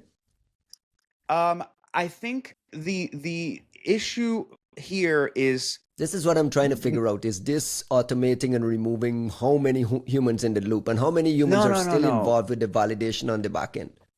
So, and there you're asking the right question. So we shouldn't think about it as replacing. Like I think any arguments about replacement with AI. So you're saying this work isn't being done. This reasoning over code isn't being done at all right now. Yeah, it was like not a brand being done. Okay. That's my point. And that was my point with the government thing about open source security, right? Like we kept dreaming that's like the lie of open source.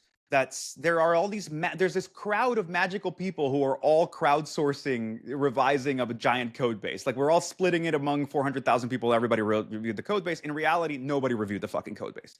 What Aardvark is doing essentially is allowing us to scale a certain amount of evaluative power to do things that were not being done, because the ROI, the return on investment of having a human being read every fucking commit with a fine-tooth comb to understand how it fits into the code base. Does it introduce this, whatever? Like there's small bugs. There's one of the ones they showed is like, there was a plus here, inside of a loop that meant that you were kind of like corrupting memory in a certain way. It's like simple, but I was staring at that code the whole fucking time. I'm like, I don't know that I would have caught that. I would have had to sit there and like really reason and like, okay, it's a loop and it was supposed to do one, but now it's actually doing two in this way. Like, all right, cool. The point being, it's not worth my time to do this for every single line, but it is worth compute time to have this machine do it. And then you get into the real problem now, which is it's taking longer. There are fewer bugs reported than there are bugs found because it's taking them way longer to validate that the bugs are legit and document them and whatever. It's not some hallucination, right? Well, not even just a hallucination, but is it really a bug? Right? Like, does it think it's a bug, but when you go look in the code base, it actually isn't. It's doing what it was supposed to be doing. Like, you need human beings to like go in and validate and evaluate. I think that will change with time to some extent, but I think it goes to show like a bigger dynamic in the and anything LLM AI space, which is QA is going to go from being the shittiest job that you put the worst people in because you have to do it, but nobody wants to work QA, to being one of the most important jobs, which is with unlimited resources, right? Right. I mean, look, now the thing is, this thing could very well be amazing and automate. It will automate 90% of amazing shit. But we need to figure out where the 10% is where it's failing. So all of a sudden, QA is not the shittiest job. It's where you need the most specialized people. Costin, I've always been skeptical of these big OpenAI, big tech bros, the San Francisco bros, like Juanito calls them, making all these outlandish promises around, removing entire bug classes with AI and so on. Does this read to you like that, or is this something somewhat impressive that we're actually tackling a place that human work isn't going into anyway? And just to bookend that, you have in the past said, listen, watch these OpenAI and these big AI companies because these guys are well positioned to really, really get monetization around security or build security tooling or build threat intelligence tooling. Is this something that is kind of what you were expecting to come out of those companies? Well, remember what I said the last time, which was that I think AI models should be extremely good at finding bugs. I think for people developing AI models, it should be pretty easy to train them on things like vulnerability databases, exploit the databases, and just let them run and try to find more bugs. So in a way, it's good to have confirmation that this is not only possible, but this has actually been implemented and it's working. And in the end, it's working because it's finding bugs they are reporting in these projects. I think it's a very interesting experiment, and I think probably the emphasis here is that it works on open source projects, meaning that they're starting with the things for which they have the source code. And of course, like the holy grail will be to find these bugs in compiled code, and to be able to identify vulnerabilities as well as supply chain attacks. I think that would be also very interesting.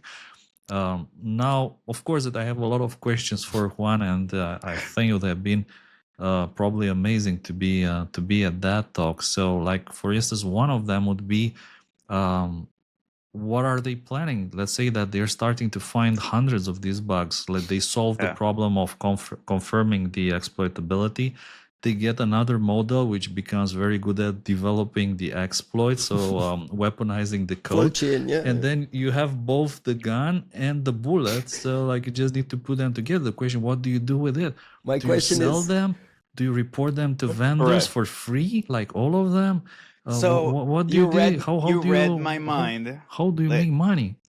I'd love to answer, and I think I'm being ranty to the point of like monopolizing the discussion. So do push back. But like, there's two really important things here. One of them is clearly OpenAI is taking it seriously. It's taking security seriously beyond this, right? Like they hired Dave Aitel, and they've clearly given him carte blanche to do cool shit, and it's paying off.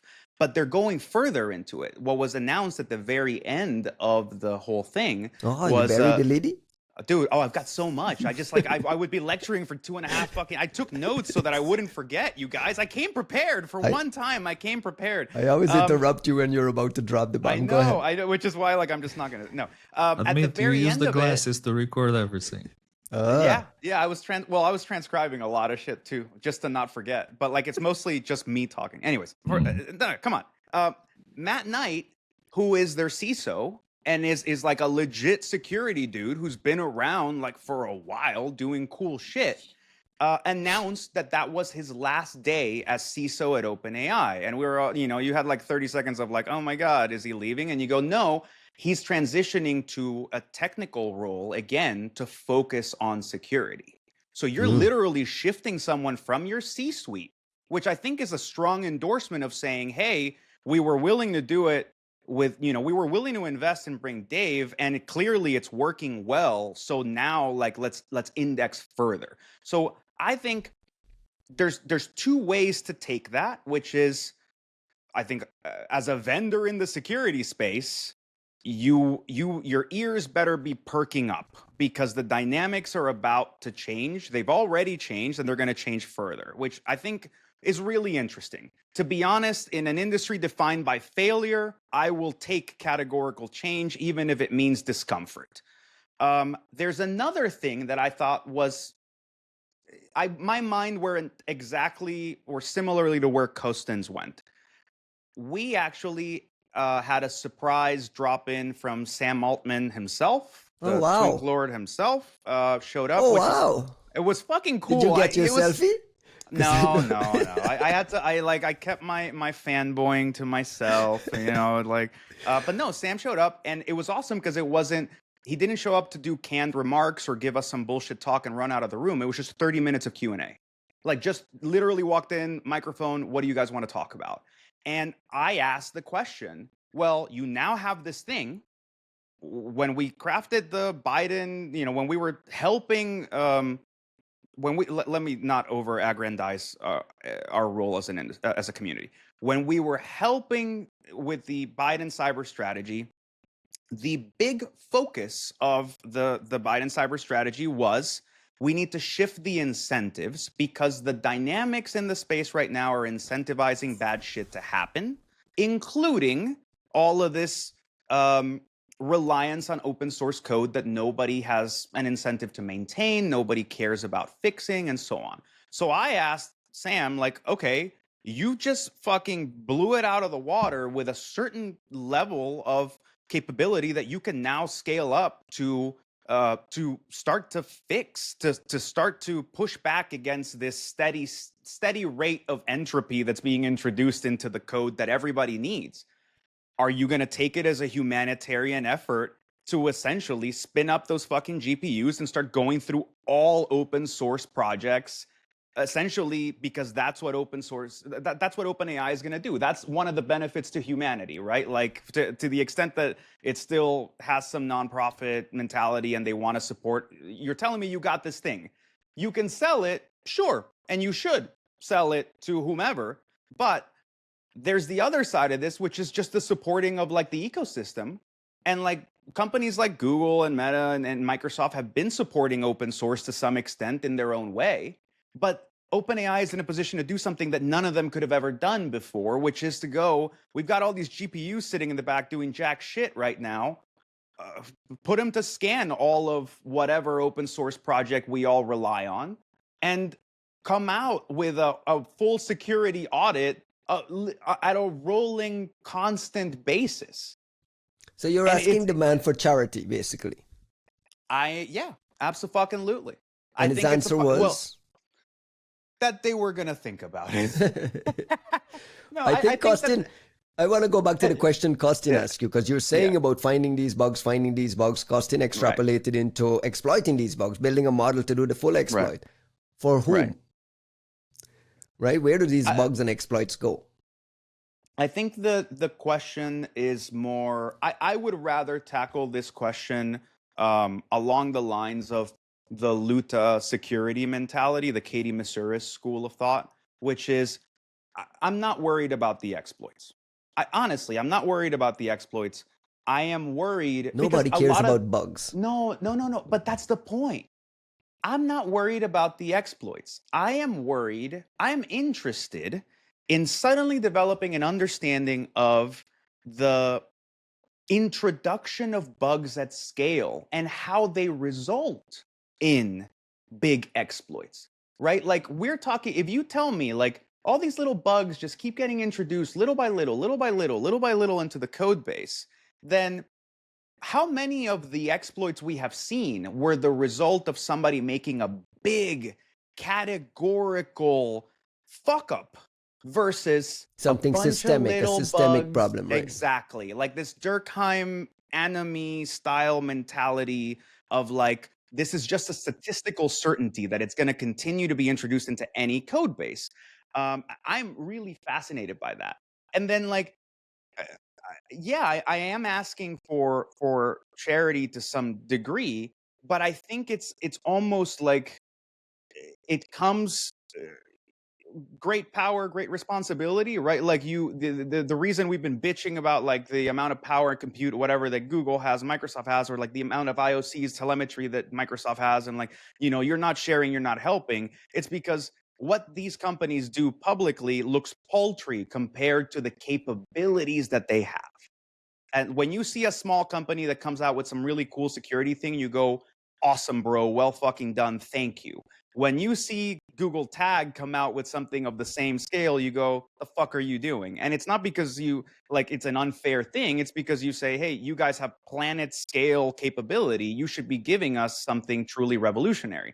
That's the expectation that I'm coming to OpenAI with now. You go, okay, you're going to take security seriously. I have no doubt that if they choose the right like go to market channels, if they figure out how to, because on the other point that Sam Altman made quite wisely is we want if there's such a thing in AI as the operating system versus the applications, OpenAI is committed to being the company developing the operating system. So other people need to fucking work on the applications. And Richard Danzig made the same point about the US government, which was if we are counting on these frontier labs to like continue to push the bar forward and figure the AI part of it out, then what government in the US needs to desperately be doing right now is building all the connective tissue and the interfaces that says, okay, you guys have got this. We're going to build the infrastructure that stuff is going to need to plug into. And you have a similar thing with sort of this thing with security, which is they're building the model. You have to figure out what the ecosystem has to look like. Assuming Dave Eitel is going to keep doing cool shit, assuming Matt Knight is now going to keep doing cool shit, assuming that when you're willing to move a C-suite to a different role, it means you're seriously committing into a specific area.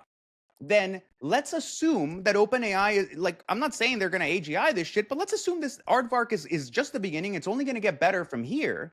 So what does the ecosystem have to look like? And that's why I mentioned Luta. Like this is where Katie Masuris has genuinely been pioneering in the space. She kicked off the bug bounty thing and we all went, awesome, bug bounties. And then she went on to do something else. And people didn't follow along, which is what Luta's doing that's different than you know the bug bounty folks is they're worried about the patch cycle. They're worried about the part where you fix the fucking bugs. And that's the part that we need to start to consider is look, Dave and Matt and Sam are gonna figure this shit out. And Google's gonna compete. And they have Gemini, Sec, whatever. They're gonna figure shit out, even though we haven't seen them report any fucking bugs, but like they're gonna figure this shit out.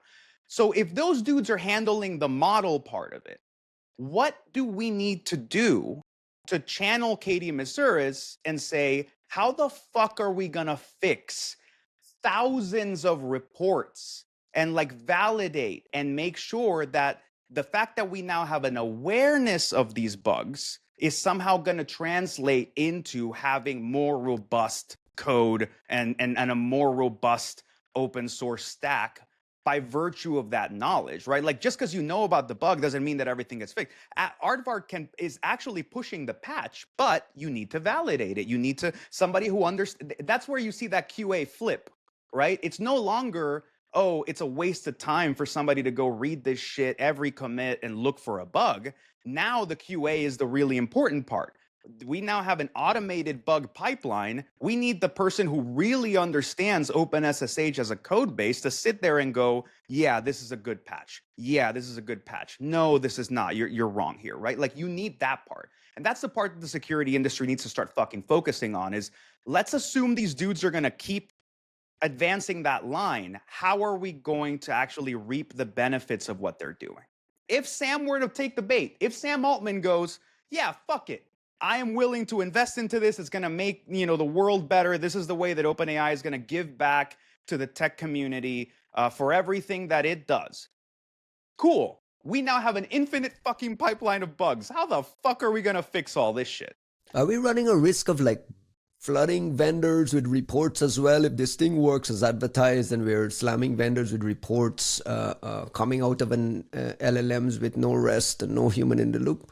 Absolutely. Which is why I think in the very early stages, this is being bottlenecked by like Dave's bandwidth and the folks in that team's bandwidth to validate these bugs, because they very astutely pointed out that if you just like flood these open source maintainers who are doing it for free on their own fucking time with a bunch of reports and they're not good, they're going to get pissed and stop listening to you. So that's why they've kind of really throttled it. But I think that the next thing is actually we're inevitably going to see a categorical change in what bug bounties, quote unquote, look like and what the patch cycle should look like, because bug bounties will stop making sense the way they're laid out right now. They will have to change. Casey John Ellis was there. CJE, we were like talking about it, right? Like from the bug crowd perspective. He's drinking all the Kool-Aid, Costin. We're all drinking all the Kool-Aid. I was hanging out with Rob Reagan, Will Pierce was there, Dreadnought guys, DARPA folks. It was fucking cool, man. It was a good time, but it was so security focused. I think this is a very nice problem to have too many bugs that you need to fix. This is an amazing problem to have, because I mean, if you look at the Google report, the report that Google released recently about the number of 0 days exploited in the wild, there's actually, 75 0 days vulnerabilities exploited in the wild in 2024, which was actually a decrease from the number they identified in 2023 at 98. And I was thinking, like, there's a huge discrepancy. There's a huge discrepancy. Like, are you saying, well, at least the ones that were identified, but in the wild, 75, these kind of technologies, AI, LLMs looking for bugs, they have the potential to push 75,000 0-day vulnerabilities exploited in the wild.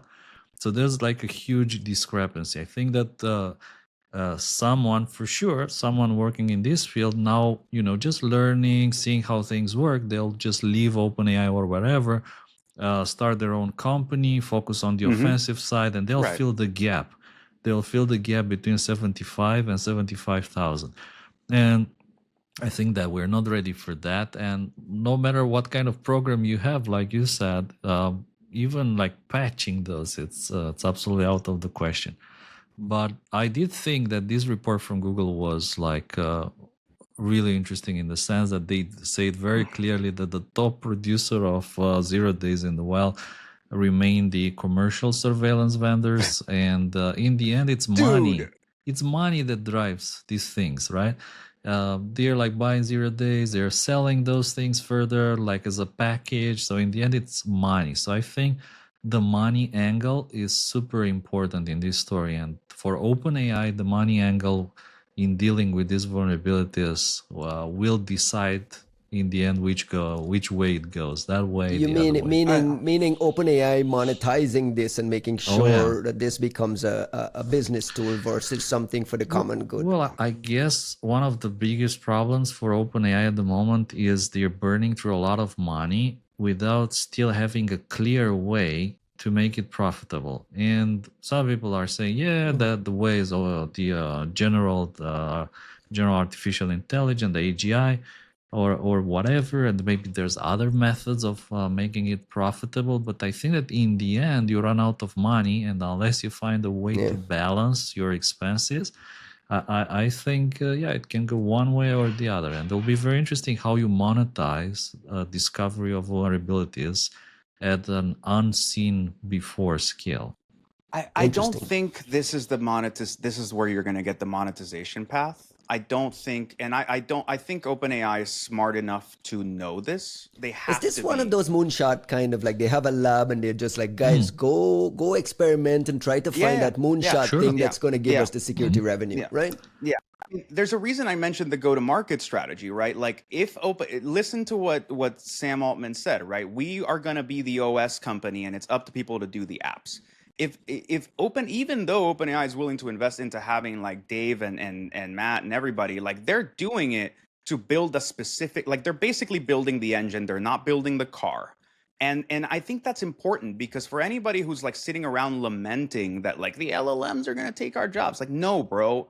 If you want to stay ahead of this, if a true AI transformation in the time of like product companies in 2025, 2026, up to 2030 is gonna be about how do you create the channels that drive that evaluative engine to making a difference in what people use and are willing to pay for. And OpenAI is making it clear that they're not interested in trying to create the channel partner part, the brand, the endpoint agent, the platform thingy, the widget, and the plugin. They want other people to make it on the basis of them building this really amazing engine, right? And I think people need to stop licking their wounds and adapt. It's the only way to survive is going to be to adapt. And I think the reason you hear me so excited is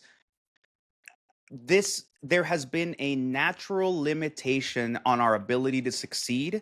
And if Dan Geer is correct, which I like to think that he almost always is,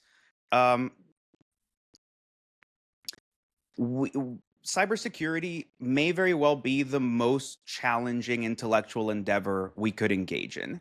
And I say that not to fluff us up, but rather to say, look at it, we've been fucking failing nonstop for 30 years.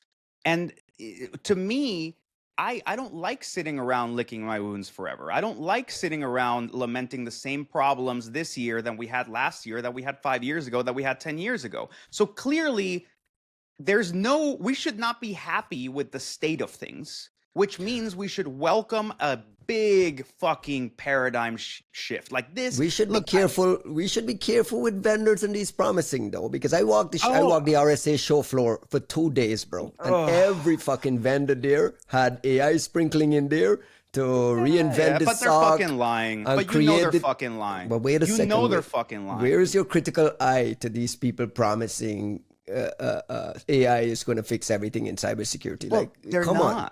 They're not promising it's going to fix everything. They are saying they have created a thing that didn't exist before. And frankly, I think that Dave is underselling, like he's being so humble that he's underselling this moment, because what they just revealed, if this is the worst it's ever going to be, what they just revealed is an accelerant that we have been dying for. And it's getting here, right? And it's not just OpenAI. You look at Expo, our friend Nico Weissman's shop, and Correct. They're doing similar things. And they're coming in up the with web app cool space, fucking yeah. So like you have all this stuff coming. And I hate the RSA thing because everyone is saying they're doing AI, but they're not doing anything meaningful. So it's a fucking waste of time and a fucking waste of money.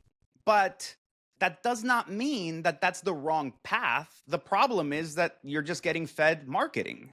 Right. The idea that only OpenAI can do this is also being naive as well. You have to assume that the Chinese are experimenting with these. The DeepSeek folks are experimenting with these. So is this a race about who has the most computing power and who has the most resources and people to throw at the problem? And then is this the next stage of what this balkanization will look like in the future? I mean, we're well in the balkanization. We are well in it, right? There's a reason Alexei Bulazel talked about like the obsession around rare earth minerals and like energy, right? Like the other day, the Chinese in a very Cold War 2.0 move suddenly came out to announce that they'd found like this ginormous amount of like thorium, and that they now have they have the capacity to build like these thorium reactors. So now they have infinite energy. That is not a bullshit science move a la Microsoft Majorana bullshit. that is a Cold War style signaling of fuck you, we're winning in a way that you'll never be able to win. And it's not, I'm not going on a tangent here. The reason everyone's fucking obsessed with energy all of a sudden and rare earth shit is that if this is the next thing, that is the real supply chain limitation, right? It's Nvidia, and then it's TSMC and ASML, and then it's the fucking GPUs, right? And then it's the fucking hardware. But at the end of the day, you need the power to run these things, which is why Microsoft went and like took the site of the greatest nuclear disaster in the United States and turned it into a component of their AI stack in order to, like, 3 Mile Island is literally pumping energy again so that we can have chatbots, bro. Hi. So Costin, you brought up the Google report, and I want to shift because I don't want to forget it. There's a note in this Google threat intelligence report about the 0 days and where they're finding it. And this year they segmented like consumer things, browsers, and mobile OS and so on from enterprise products, which is like the Fortinets and the Ivantis and so on. And they made a note that vendors are changing the game. And you've argued in the past that raising the bar is significant and like don't discount these exploit mitigations. Google is claiming that vendor investments in exploit mitigations are having a clear impact on where threat actors are finding success. Decreases in finding ODs in historically popular targets like browsers and mobile operating systems, and this shift to these enterprise products.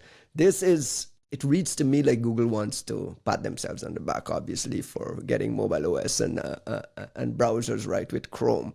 But when I read that investments in exploit mitigations having a clear impact, and I put that against ODs everywhere and all these things are being popped and everyone is getting hit with ransomware, is there like a realness there in your mind that things are working?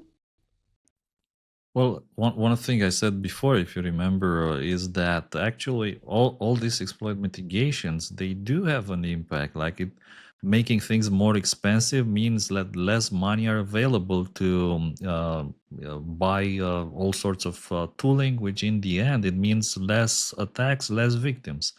So I think that what we are seeing here, well, of course, that browsers and mobile operating systems are doing better than 15 years old Linux 2.6 kernels running on super low-end hardware.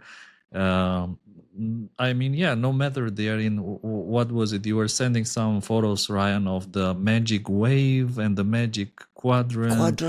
And everybody is a leader in the magic wave. And if they're not a leader in the magic wave, they're a leader in the magic star quadrant or whatever.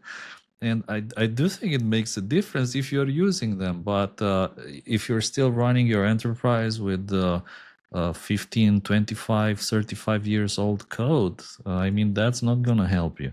If you ask me, yes, you need to do more and more exploit mitigations, whatever that costs. Like that is the place where you want to invest. If you want to increase your security, invest in that field, because I think it's the most effective. I don't think that Google is hyping up things.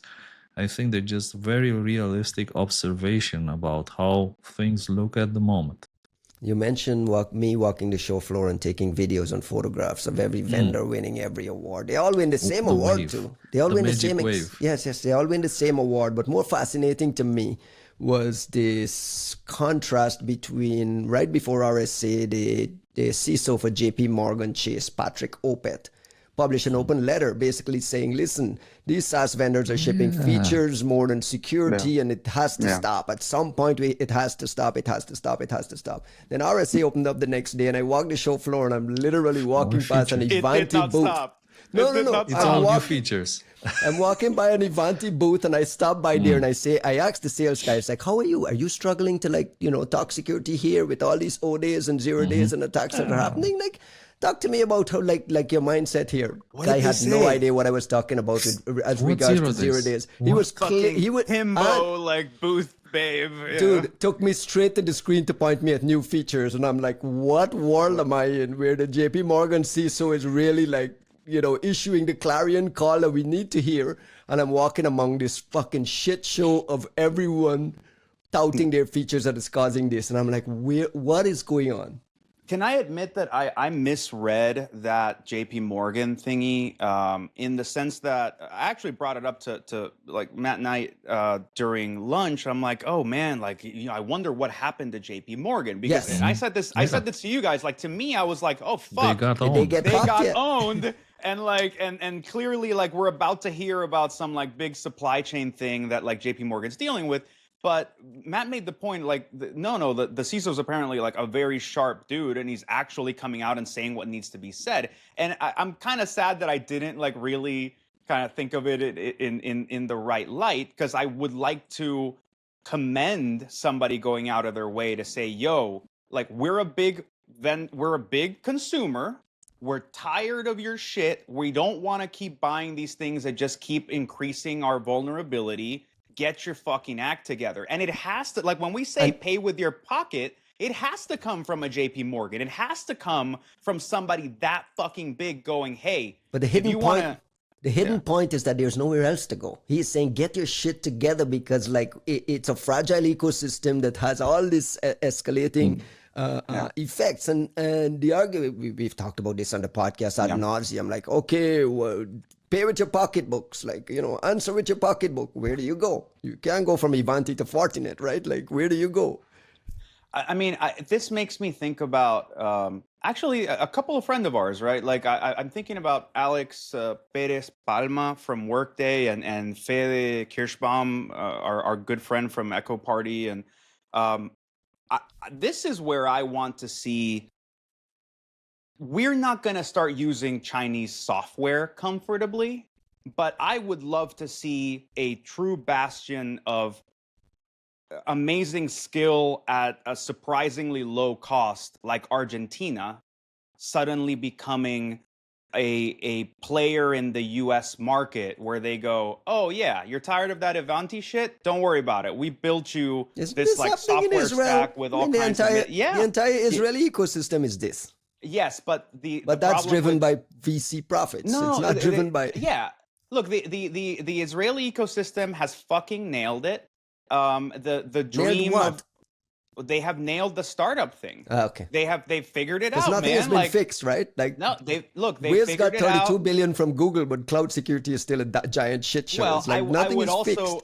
I would also suggest that them getting 32 billion is actually a move backwards, the same way that like buying Mandiant was a move backwards for the security space. The same way that again VT ultimately ended up being a move backwards in the security space, because like you're taking these things that were doing meaningful things that consumers could buy, and then suddenly subjecting them to having to make private equity sized returns, and it turns out it fucking kills that capability. But I what I was saying about the Israeli market is like if Jewish moms used to dream of their kids being doctors, now what you have is actually like they're dreaming of their kids being like successful founders, because it's been proven out in the Israeli mechanism. Like there are serial founders in Tel Aviv who just spin up a company, do really great, fucking sell it for a great mint, come back, spin up a company, do it again, do it 3-4 times. That said, that means that we are talking prices of $32 billion for an Israeli company. It's making security a lot more expensive, and nothing is being fixed. Well, yeah, I think they're fixing things right up to the point where they're going for the end game, which is beneficial for them, but not beneficial for us, which is, you know, they then become part of the behemoth. But that's why I want to look at, I think Argentina, if there's VCs listening, Argentina is a super special place that folks are not tapping appropriately. I think the money that you could be that you would invest to start one company or 5 companies in the US would start 50 companies in Argentina. And the reason I'm pointing to them is we have a shit ton of security talent there. Those people have been doing like amazing shit for 30 fucking years. Why are we not consuming from them? Why aren't you reading the room? We want our factories back here. We want our factories back here. You're pushing our. Why are you guys, both of you, reading the room? Like, don't you know that Argentina and Romania were like brothers? Like the language is almost the same. Like here, the biggest pool of security talent. I mean, honestly, yeah. It's like, what was it? Budapest back in the day, where you got like every genius was coming out of Hungary for a certain period of time, and now Look, you've got look. Romanians and Argentinians. We'll take it. One Israelis. one of the presidential candidates in Romania is a mathematician who actually won the math Olympics twice. So Romania is one of the few countries who won the math Olympics thanks to this Bro, guy. I learned all this shit from you. You don't have to convince me on like the intellectual abilities of Romanians. What I want is to convince VCs on like instead of funding companies that are then taking that money and hiring like 400 unskilled workers in India or Costa Rica and pretending that that's a fucking win. How about you take that money to places where you have high density of talent and at a fraction of the cost, you can make more meaningful things happen. Like, look, not to go back to the AI shilling, but one of the reasons I'm excited about all this AI shit, like empowering human beings in an asymmetrical way, is I would love to see a 5 hyper specialized genius Romanian or Argentinian company that can spin up a enterprise grade product in 3 months using between their skills and the amplification of your vibe coding to some extent, and come out and compete in the same way. And I don't think I think that part with really specialized humans in the loop, we're already there. We just Right, but haven't I mean, seen a good breakthrough yet. Like yeah, but these big breakout yet. financials will never use software. This fragmentation is real, and this kind of not nationalistic, but they're so heavily regulated and so on that they're never going to rely on an Argentinian piece of software to plug into. What JP Morgan is talking about is our cloud infrastructure here that has this cascading effect, and the fact that they keep shipping features and you can't use the cloud securely at all. I mean, it's and nothing is changing because they're driven by profit, and the profit comes from the features, and like this cycle just keeps repeating and repeating. And But that's because like that's the market the way it has existed up until now. My point is, if you can speak with your change. pocketbook isn't relevant though, because there is nowhere else to buy something. But that's there. You fucking nailed it. That's my point. I'm saying, you but my point is, if the Argentinians make it, you still can't buy it from them. Like, I mean, you can look just because I actually don't think that's true. I don't think we have a problem buying software from most countries. We just don't want to buy it from China and Russia.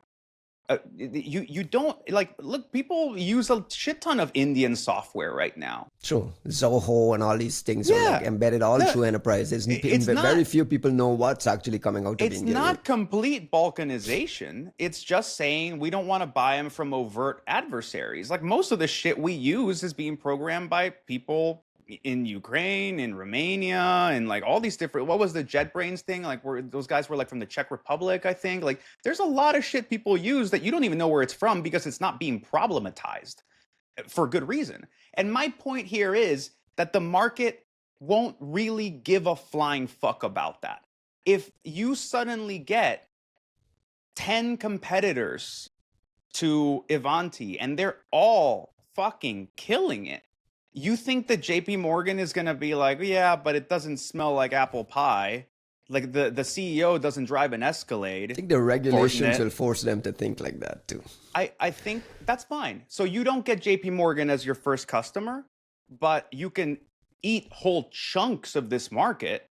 And hopefully that's gonna, I don't, he got sick of this. He's over it. All right, I got another question for you before we get to the 3-hour mark. SentinelOne actually published a really fascinating paper. I don't know if it came out to your labs people about what it takes, how a top tier target defends against cybersecurity companies from SentinelOne talked about its own targeting by North Korean, these fake IT workers, and some other incidents, some ransomware incidents incoming.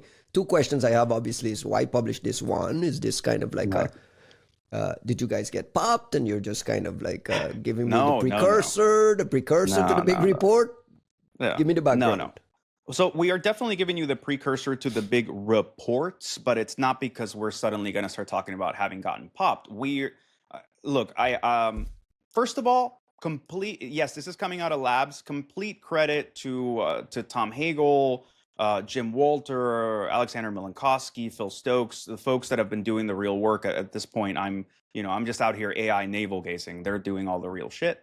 I actually love this piece because I think it's especially it being dropped for RSA. To your point, Ryan, right? We didn't, I'm not going to speak for all of S1, but like at a time when everybody's trying to highlight features, at least the research side of S1 felt that it was appropriate to say, hey, this is what we're doing to defend you. Well, and I did walk by your SentinelOne booth, and there were a lot of features. There were a lot of purple AI things there, bro. That's right. So many features, man. You got some fucking, you want purple some AI, bro? AI, like, it's like, what's going on here? Purple's fucking dope. No, look, I'm not here to sell shit. I think that you've been speaking to something important, which is that companies like Ivanti, Fortinet, et cetera, are surprisingly cavalier about the trust relationship that customers and consumers have with their vendors, right? Like the thing that the JP Morgan CISO speaking to, right? Like when I invite you to my home, I expect a certain level of decorum from you. I expect you to support the privacy and the stability of my house as my guest. And that's not how most vendors treat those relationships. It's just some fucking customer and like you're trying to squeeze money out of them and then move on to the next one. Upsell first. We got to upsell first right, before we move on. Yeah, but I think that something that we're doing at S1, and frankly, it's a mandate all the way from Tomer, CEO, to Steve Stone, my new boss, who I absolutely adore, is this put your money where your mouth is approach to threat intelligence. We don't want to monetize threat intelligence. Moreover, we have a partnership with GTI, with Google Threat Intel, with the Mandiant. You don't have a threat intel portal that I can subscribe and get private reports? Nope. We will not sell threat intelligence, at least for the time being. Our commitment is to, I think, change the dynamics of how threat intelligence works. And instead of chasing a 2-bit market for just a little bit of money. I was going to say, is that an admission that this is a 2-bit market for a little bit of money? Well, I think it's an admission that that we were, as researchers, as artists, we were so happy just for somebody to pay us to produce our art that we were not concerned as to whether it was actually meaningfully fixing anybody's life or improving anything. Like like when we were back at Great and like we would write these amazing reports about insane APTs, we weren't really sitting there going like, oh man, everyone's going to be able to defend against this threat that they're all facing. We were saying, this is the coolest shit ever. It only exists in 3 computers on Earth. And like, we caught it. Awesome. Like, we get to show this cool thing. But like, even the Yara rules, right? Like, we all obsess over Yara. I love Yara. Costin loves Yara.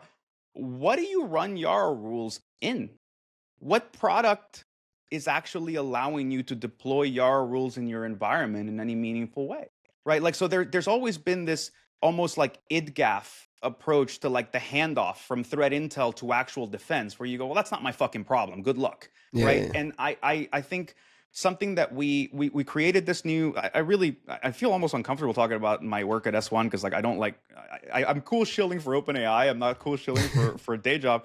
But like I'm really proud of the fact that like our CEO is willing to say, yeah, we will forgo that market, leverage this. And we have it's not that it's pure altruism. I think we have an understanding that if you don't hold people for ransom on like the intelligence they need to defend themselves, if you don't, like haggle over like, oh yeah, we'll tell you your house is burning down and I'll tell you how to like fix it, but like I'll give you my hose, but you better pay me 80 grand first. Like that's a bullshit sales strategy. Why not leverage that threat intel in order to then say, hey, would you like us to clean this up for you? Would you like us to, support, whatever the product is there, like MDR, DFIR, like let's do all the shit that supports a healthy ecosystem of actually remediating on the back of having amazing threat intel and having a proper data fusion. And,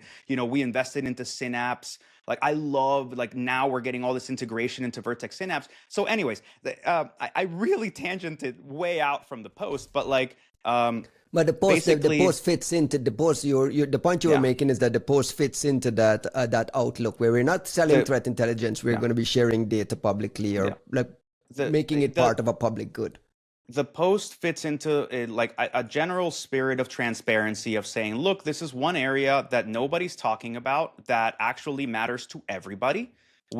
Like every security vendor, and every vendor, but especially every security vendor is a top tier target. We all quietly talk about how, like, oh, we saw this thing, we saw that thing, but we don't want to really talk about it, because the first perception is precisely what you asked me. Are you telling me that you got popped? And it's precisely what I asked of the JP Morgan person. Like, oh, does Right. that mean JP Morgan got popped? But like, and that's why nobody wants to talk about it. But I think how can you trust that when they're not telling you what they're doing? How do you trust that one of your security vendors isn't popped by DPRK IT workers if they don't tell you that they're doing anything to defend against DPRK IT workers? So like for We, us, like Tom Hagel gets to come out and say, hey, we've been pumped. Like not only did we find 1,000 applications from DPRK IT workers, but because we noticed this, like these motherfuckers were so brazen. I think actually we're operating at such scale that they applied to a role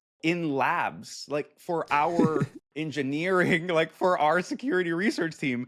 And when Hagel and St. Myers saw that, they actually went to talk to the talent acquisition team. They talked to the people who are doing the hiring, and now we're pumping all of our hiring data into Synapse.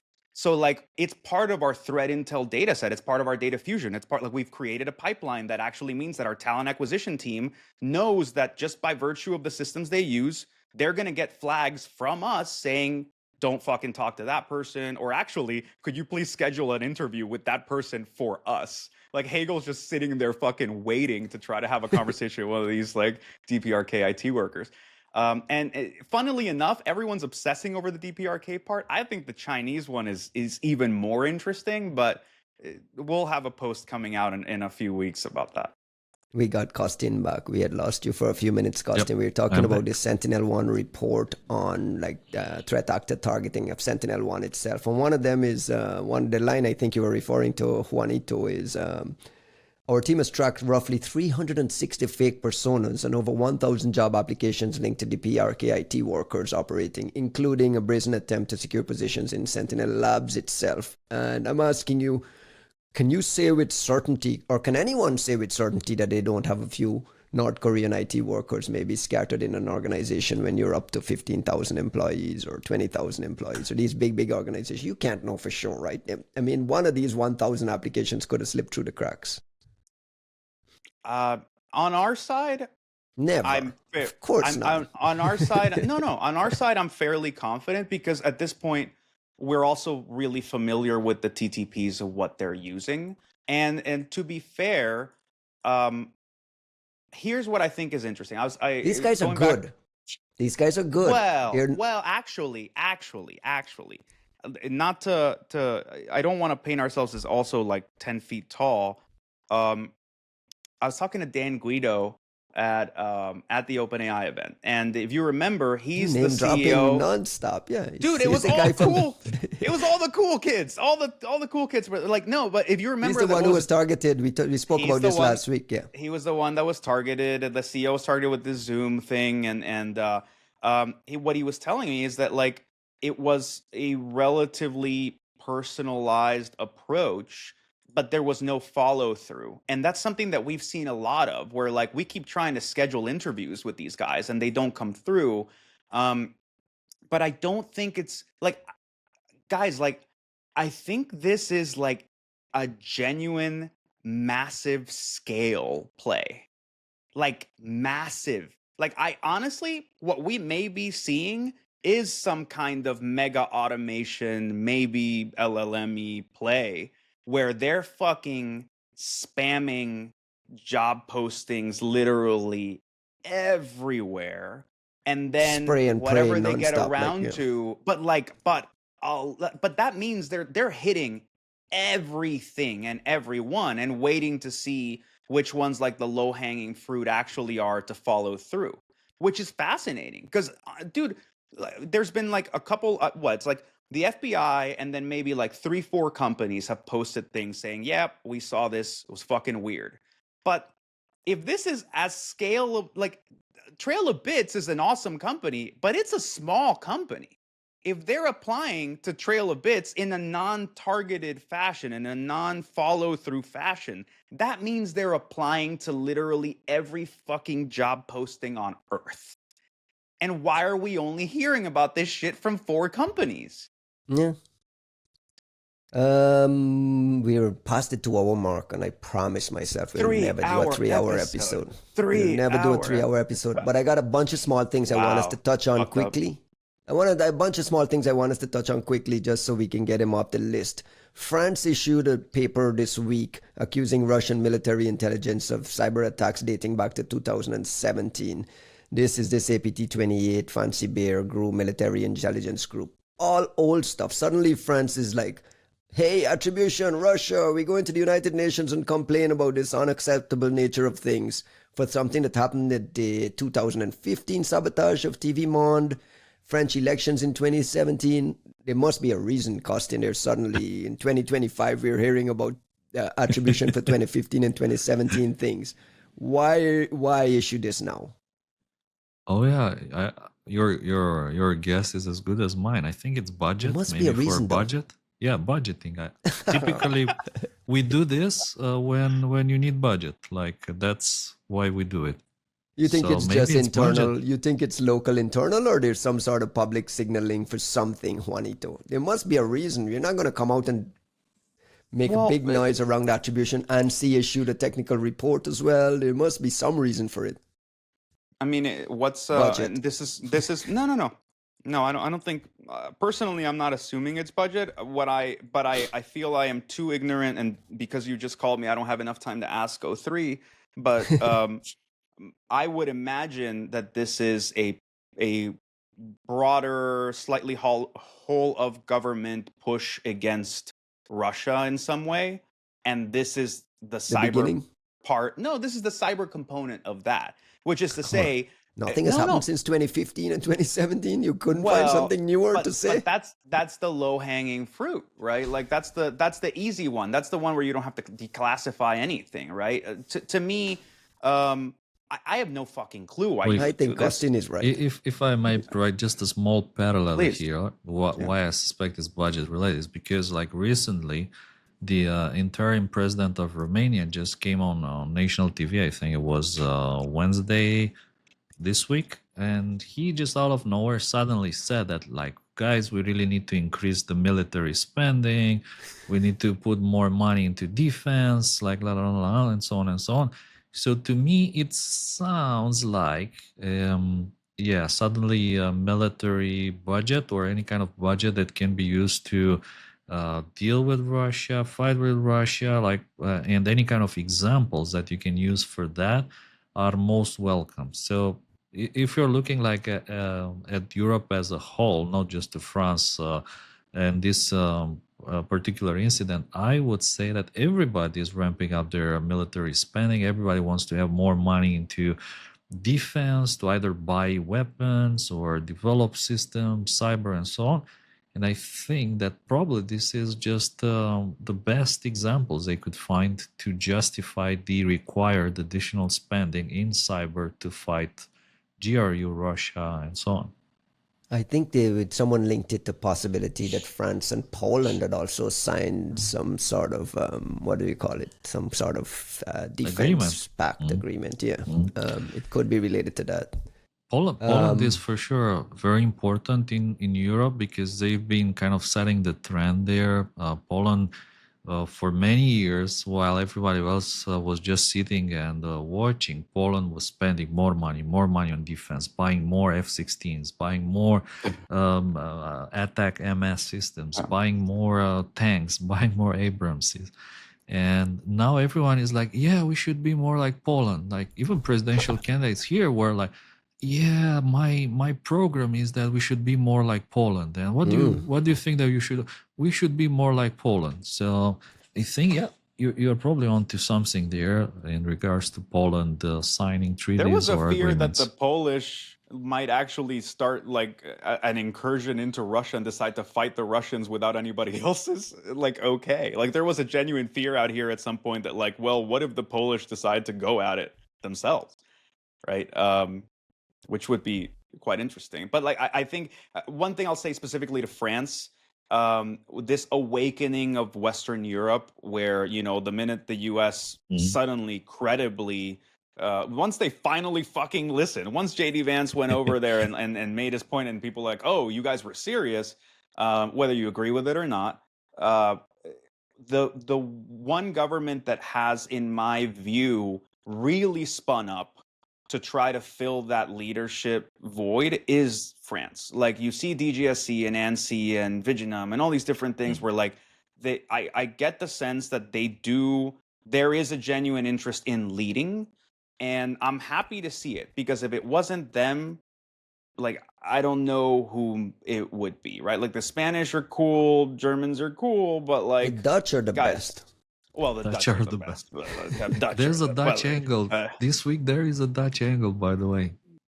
Really? We need to touch the Dutch angle here. No, what is come like on. the Apple new wave of notifications for mercenary spyware. And there's like a new wave of Apple notifications, and in particular, there's at least 3 victims that we know of that came forward. One of them publicly acknowledged receiving this correct. notice, right? One is an Italian. He's a journalist. I think at the same publication that we've seen before with Francesco Cancellato. So he works for the same online news outlet fan page. But there's two Dutch people. I've seen at least. I'm not going to try to pronounce the name. They were saying a Dutch right-wing activist. So I think this is like a really interesting case here. The journalists in Italy, they were targeted because they were kind of anti-government, questioning government policies, with the government in Italy being like famously anti-migrant, if you want, right? And the activists in Netherlands, the Dutch activists Eva and Raisa, without pronouncing their family names there. And just because it's Dutch family names, it's very, very long, yes. They're being described as Dutch right-wing activists. So I thought it was kind of an interesting targeting at the kind of the opposites end of the political spectrum here, meaning that you can get hit with mercenary spyware no matter what you do or where you find yourself. Well, these people weren't necessarily hit though, right? They were targeted. I think there's a little bit of like nuance in the notices. Yeah, but what does it mean? Like that? How do you know that you weren't hit? And True. if you like, Apple hasn't told you. Well, the way I see it, when it comes to these kind of things, the fact that you are targeted, I think the success rate of these exploits against iPhones, I think is pretty high. And by the way, there was an interesting detail. There was like a super interesting detail with Eva, because she posted the notification she got, and she even posted a screenshot in her iCloud account when she logs in on the web. It says that Apple notified her by email and iMessage, which makes me think, yeah, she had iMessage enabled, which is like the top recommendation that I have to anyone, like disable mode that iMessage. shuts that off, right? Just disable iMessage. And yeah, it's funny that Apple is using iMessage to deliver notices that you might have been hacked by iMessage. They're doing their best. They do say like enable lockdown mode, which means that she didn't have it enabled. So again, it's I think very, very likely that they were targeted and successfully infected. But again, nobody wants to say that you failed. You don't want to say you failed to protect your customers. You don't want to say that your customers were infected. You say, well, they got targeted. We have indications that our customers were targeted. And then good luck. Basically, those notices are as useless as the iMessage that it came in on. Forgive me, is the implication, I'm guessing the implication here is like these Dutch people were hit by not the Dutch government? My assumption was that it was it was domestic. I don't know, right? I Because would think the same. In Italy, right? In Italy, they were going against the government. In Netherlands, they're going against the government's immigration policy. So it feels like the only people who care about them would be people in their own governments. At least that's how I read it. How do you read it, Juan? I don't know, because I honestly I don't know enough about the local politics, and I don't know enough about these people. But the reason I asked is since we're coming at this on the back of the French, if it's a foreign government, I would fucking love to see what the Dutch do in response, right? Like, if it's the Dutch, then you're like, oh fuck, like They're this less sounds like. handcuffed. Oh yeah, I mean they're the fucking cowboys of Western Europe, and they're fucking awesome at it. Like the They're the Israelis are cowboys. the Israelis are the Americans of the Middle East, and the Dutch are the Americans of Western Europe. And they're gonna act like it, but in a cooler way. But yeah, I actually I was really fascinated by the way that the French government responded to the whole Pegasus shit show, and obviously it was in part because like you're hitting the French president, kind of like you're kind of fucking with them in a way that no one's gonna like. But it also seemed to be part of this animating of this like, oh, okay, let's lean forward more from the French. And if we saw that from the Dutch, who are already out there in flying fucking colors doing cool shit, but suddenly they decided to go against some of like the mercenary spyware folks or like some of that stuff, that would be, I just think that would be fucking fascinating. At the same time, no,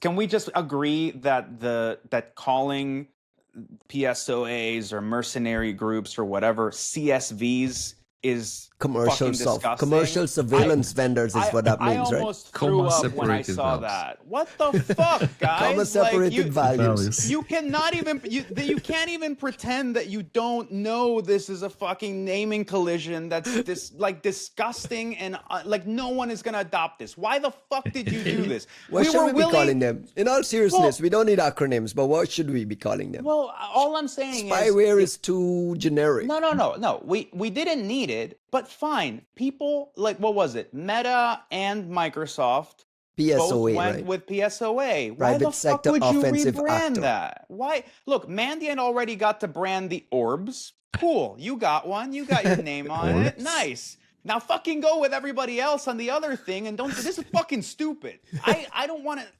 I don't want to see this ever again. Pull that microphone a little closer so you don't have to. I don't ever want to see this again. Dude, I'm not yelling because I have to. I'm yelling because I have to. If that makes sense, right? Like, quickly, Costin, your old team at Kaspersky published a report on Russian organizations being hit by... He says it like he never fucking worked there. I never worked. It was your old team, Costin.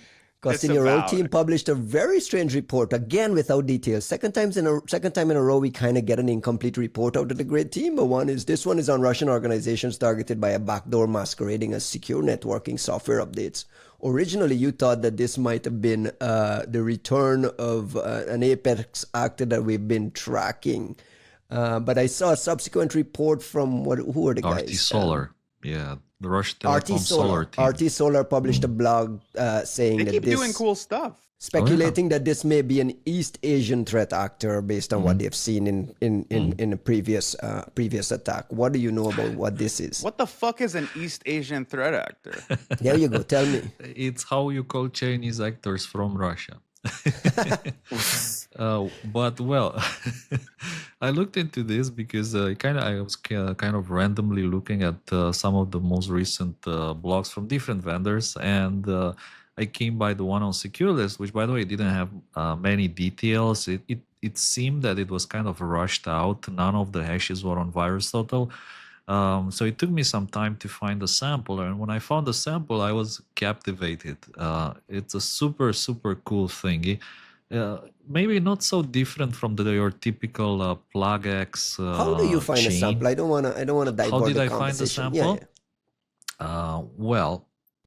None of the hashes. First of all, none of the hashes were on VirusTotals, but some of the file names. In particular, like MSInfo32, by searching for those file names, you could find things which immediately led to the I see. dropper archive, which are LZH archives. And in particular, like I said, maybe it's not so different, a signed loader which loads, insecure directory, loading another file from the same directory. And in this case, it was like, again, not surprising, but what was interesting to me was the loader itself, a 7 kilobytes thingy. It was really, really cute. So there would be, it's like a loop which goes through the encrypted file and has the ability to resolve API calls on the fly. It uses SIMD instructions to decrypt the shellcode in memory. So it seemed like it was a really cute piece of technology in only 7 kilobytes of data. And after you decrypt, you get the payload, you get the shellcode. It's not similar to anything else that we've seen in the past. But this RT Solar blog, it actually talks about a similar attack which occurred 4 years ago in 2021 with the kind of the same mechanisms. And again, the best part of this is the target, and in particular this VIPNet software is a kind of a secure messenger, is the Russian equivalent of Signal that government officials use officially. So it's like pretty much their standard secure communication mechanism that was massively targeted by RAMSEC, Project Sauron back in the days. So to see the targeting again of this, in particular without Lua, Sauron relied heavily on Lua to do that targeting. But There's in, no in Lua this here. case, here's the, at least as far as I can say so far, there's no Lua. But unfortunately, the 2021 samples that RT Solar is talking about, unfortunately, you can't find them anywhere either. So I couldn't locate any of those 2021 samples. So I have only the 2025, which are on VirusTotal. The hashes are not public, but I think that it should be pretty easy to find them. And it feels like an interesting attack. Now, what RT Solar were saying is that it bears some resemblances to APT27, which is where their attribution goes, What East is Asian. APT27? APT27 is this perennial blue traveler, we used to call it, Chinese APT group that is super active in Russia for some reason, like one of the Chinese groups with a heavy interest in Russia over the years. So it would make sense if you want to be that, unless it's somebody more sophisticated trying to piggyback as APT27. From the great report, the targeting includes various large organizations in Russia spanning government, finance, industrial sectors. The fact that this report appears rushed out tells you what? Anything at all? I would say that, well, some of the people that I know, they said like there's kind of a big panic in there, like about finding this thing. It was kind of successful and it's in a lot of different places. So the fact that the report was rushed out on the Kaspersky side, I guess it's a early big warning, thing. some sort of Super early important. warning. For sure, it's an early warning. I would expect them to have a private report, distributed to their customers. Is it an early warning when or is it like RT Solar is publishing? So like we just gonna put, because like it was so rushed, it was so half baked. It's not even like properly put together, which is pretty kind of disappointing. Like What we does would that not tell have you? done that. They fucking rushed the shit out of it, and Because they, no, I think the other one, the RT Solar thing came after this specifically as a response to this, or are you suggesting that they got wind of RT Solar going with something? I'm not saying it was a response, right? Like Costin, if it was, if there was a private report, like remember REMSEC Project Sauron, if there was a private report that had been sitting there for 2 weeks, they would have copy pasted a lot more cool shit into this quick report.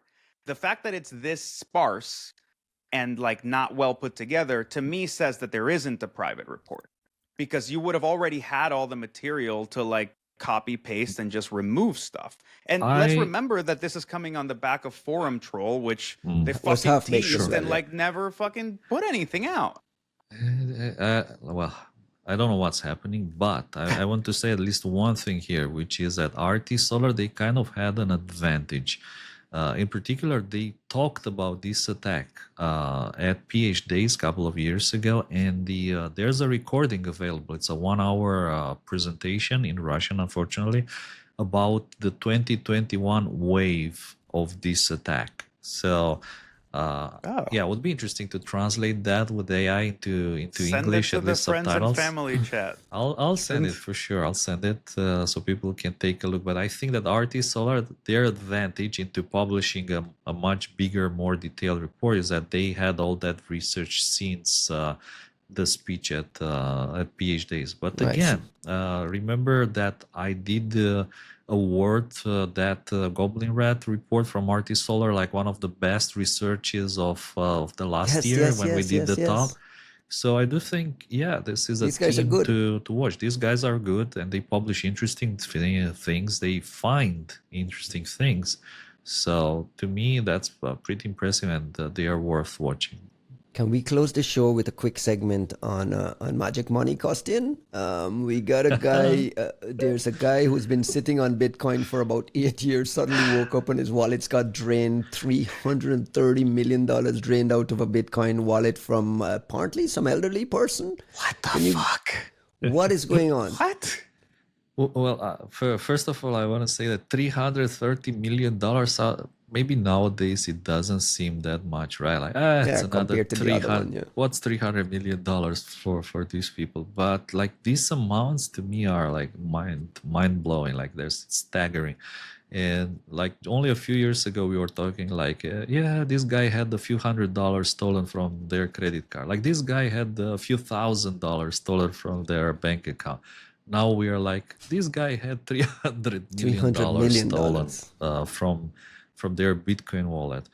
Well, there aren't many details, but some of the suspicions and stories that I've seen so far, they kind of indicate that there was social engineering against an elderly person that was holding these Bitcoins. And I think one of the interesting things is that the whoever stole them, which doesn't sound, by the way, like Lazarus. This is not one of those cases that people said, that must be Lazarus, or this doesn't sound like Lazarus to me, because they immediately swapped everything into Monero, causing the price of Monero to spike up to $335 from $200.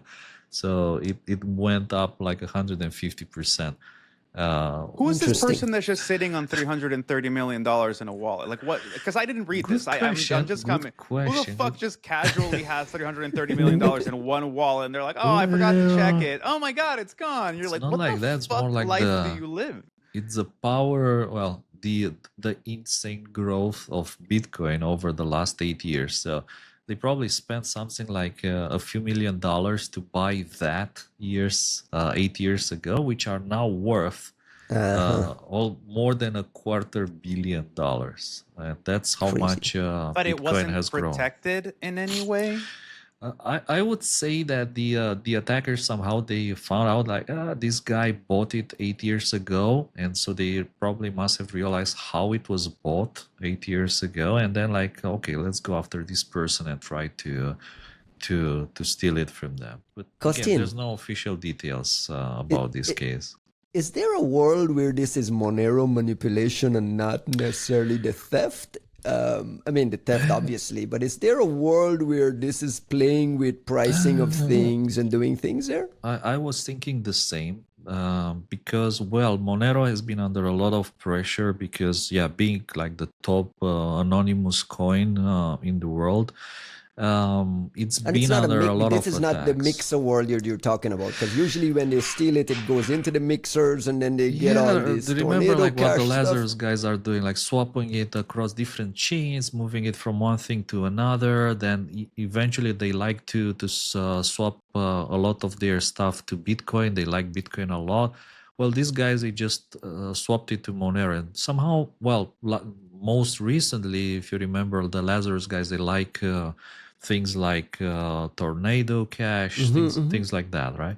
And the mitigation is to avoid it being frozen. In this case, when you go Yeah. to in this case, is there a risk that all this stuff gets frozen? Well, it's interesting that the Lazarus guys have kind of partly avoiding Monero recently, and I think that there's a lot of suspicions that there's companies out there with the ability to track these Monero transactions. So, for instance, the US government has been spending a lot of money on tenders to buy software that allows them to track Monero transactions. So, in particular, there was a super high suspicion a couple of years ago that a lot of the Monero nodes were under the control of one company and another, and they were being used part of a network to track the transaction. So maybe that's why the Lazarus guys are kind of avoiding it, at least recently. But these guys, maybe they're less experienced, not as good, and they're not as prepared as the Lazarus guys, who essentially just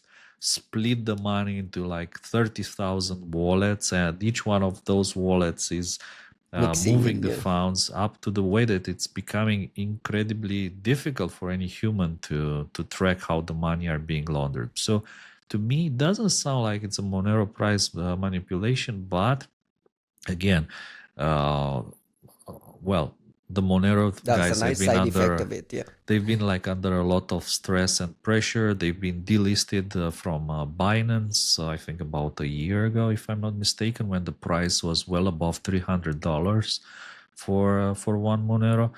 And well, it's interesting to see that the price is spiking up. And with Monero, one of the most interesting things, nobody knows for sure how much Monero are actually being moved from one person to another. So like the fact that the price didn't immediately crash, I think it's also partly because of this invisibility, not just the fact that they are not reselling the Moneros, but the fact that it's one of the best privacy coins out there, which make it very difficult to estimate how the money are moving, to whom, and what's being done with them.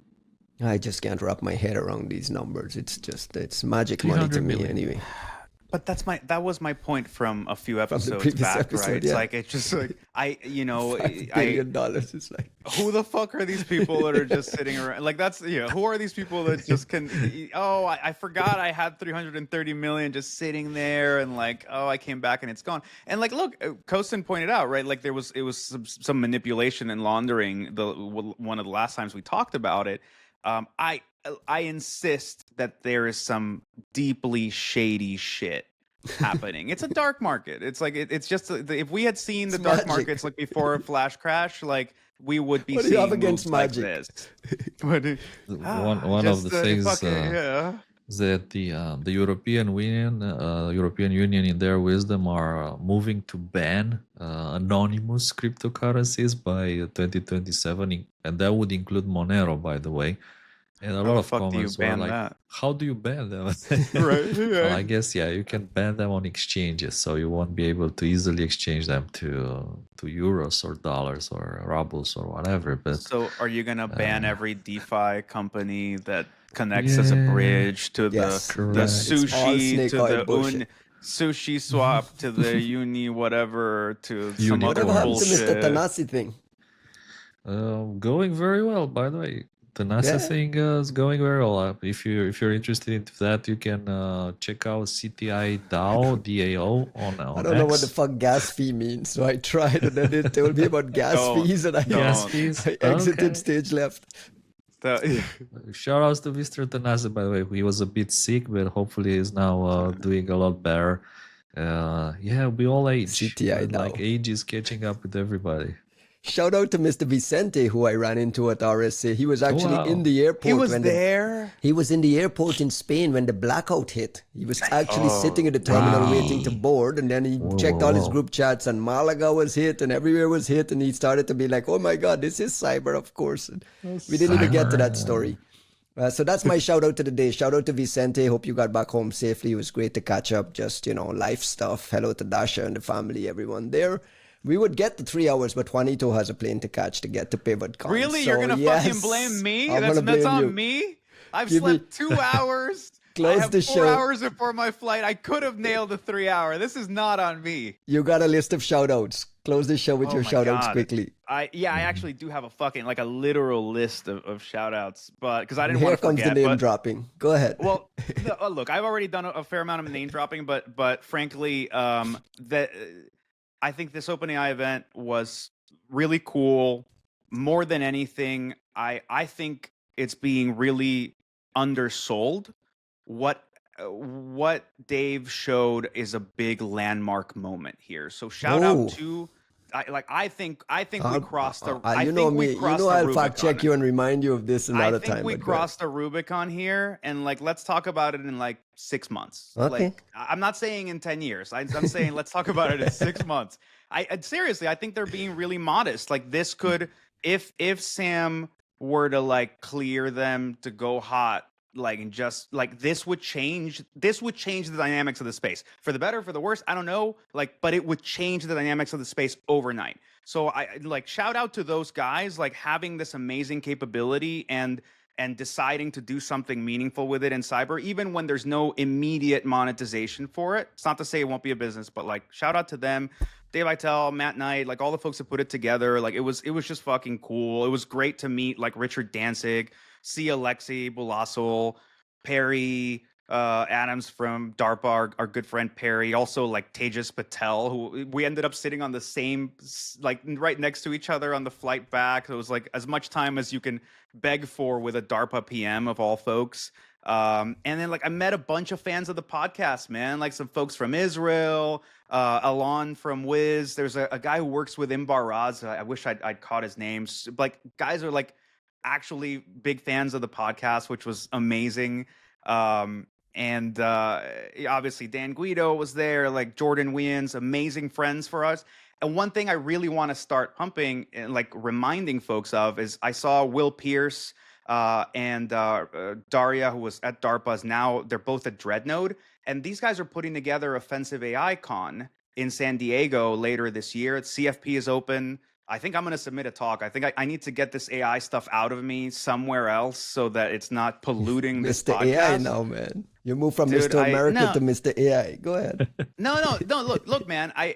When I came to cyber in the beginning, when I came to threat intel in the very beginning, I was but a lost philosopher / intel analyst looking for a home. Somehow looking for a home. And look, I somehow got to contribute conceptual stuff to threat intel, and I'm not here to like become some AI guy. Eduardo. No, I'm feeling the same instinct I was feeling at the beginning of this threat intel stuff. No, dude. I'm feeling the same thing as at the beginning of the threat intel shit, where you go, guys, like there's a way to look at this that seems much more intuitive, and I'm not seeing it anywhere else. And frankly, it's worse in AI than it was in threat intel, because the only ideology you can sign up for is the doomer idiot train. And it's like making me like insane. Like I feel like I at least need to put something. So like, oh, that reminds me. Shout out to Casey John Ellis, who actually gave me the amazing idea to register the domain vivitrage.com. So I'm sitting on it. I'm going to start a blog for like all this AI bullshit, so you guys don't have to deal with it. And then Jim Walter, Phil Stokes, Tom Hagel on my team, who put out not just this top tier targeting post, but also rushed out something on Dragon Force yesterday in like 12 hours. Yeah, because like, I mean, the UK got hit super hard. So Mark Spencer and a couple of other folks, we didn't even fucking mention it, right? Like it didn't even talk about it. And finally, JT, a loyal listener, one of our, what are we at, 50 listeners, who wrote 73. Us a really kind email. 73 listeners, who wrote us a very kind email last week, and was just, you know, it's really great to hear from folks. So thank you for the feedback. Thank you for listening and for handling all the F-bombs. It's much appreciated. You got people listening to the show in their car with their kids driving to work, complaining to me at RSA. I got this complaint at RSA. It's like, I love this show, man. I listen to every minute of it, but man, the F-bombs with my kid in the car. I was like, you're driving your kid to school and they're dropping F-bombs with their friends in school. What do you mean they? What do you mean they? Yeah. Let the kids. We're just Let the preparing kids the learn. children here. This is Let what the kids happens, and this is how we speak. I mean, The kids that's what I fucking said. I hate mean, this Avanti. is yeah. I'm Costin. glad there's kids out there that fucking hate Avanti and Fortinet and shit. Like those kids are represented out there. And they're cursing in school too. I mean, they're swearing in high school. It's all good. Costin, close the show for us. Yeah, it's almost day here, guys. I need to go vote. I need to go to church. So I'll see you next week. Like hopefully no tooth extraction. I'm good Oh, for God, a while. man. But actually, Wait, are you yeah, bringing the microphone to Spain? I am. We'll do the We have next to. episode from Malaga, from the beautiful Malaga, and try to catch up with all our friends there. Shout out to all the guys at PivotCon, all the speakers going out there. Hope your slides are done. Everyone is locked and loaded. I expect a lot of photographs and videos and updates from you guys. And You know, Shout the out to the best thing- Spanish, The our best Spanish thing- gov friends who are dealing with this fucking Ooh, not yeah. cyber attack here. Just wanted to say the best thing about PivotCon, Magic Money talks and Magic Money keynote. Magic That's Money true. keynote. Jackie is a badass, dude. This is gonna be fucking dope. That's gonna be great. peace out, everyone. Catch you next week.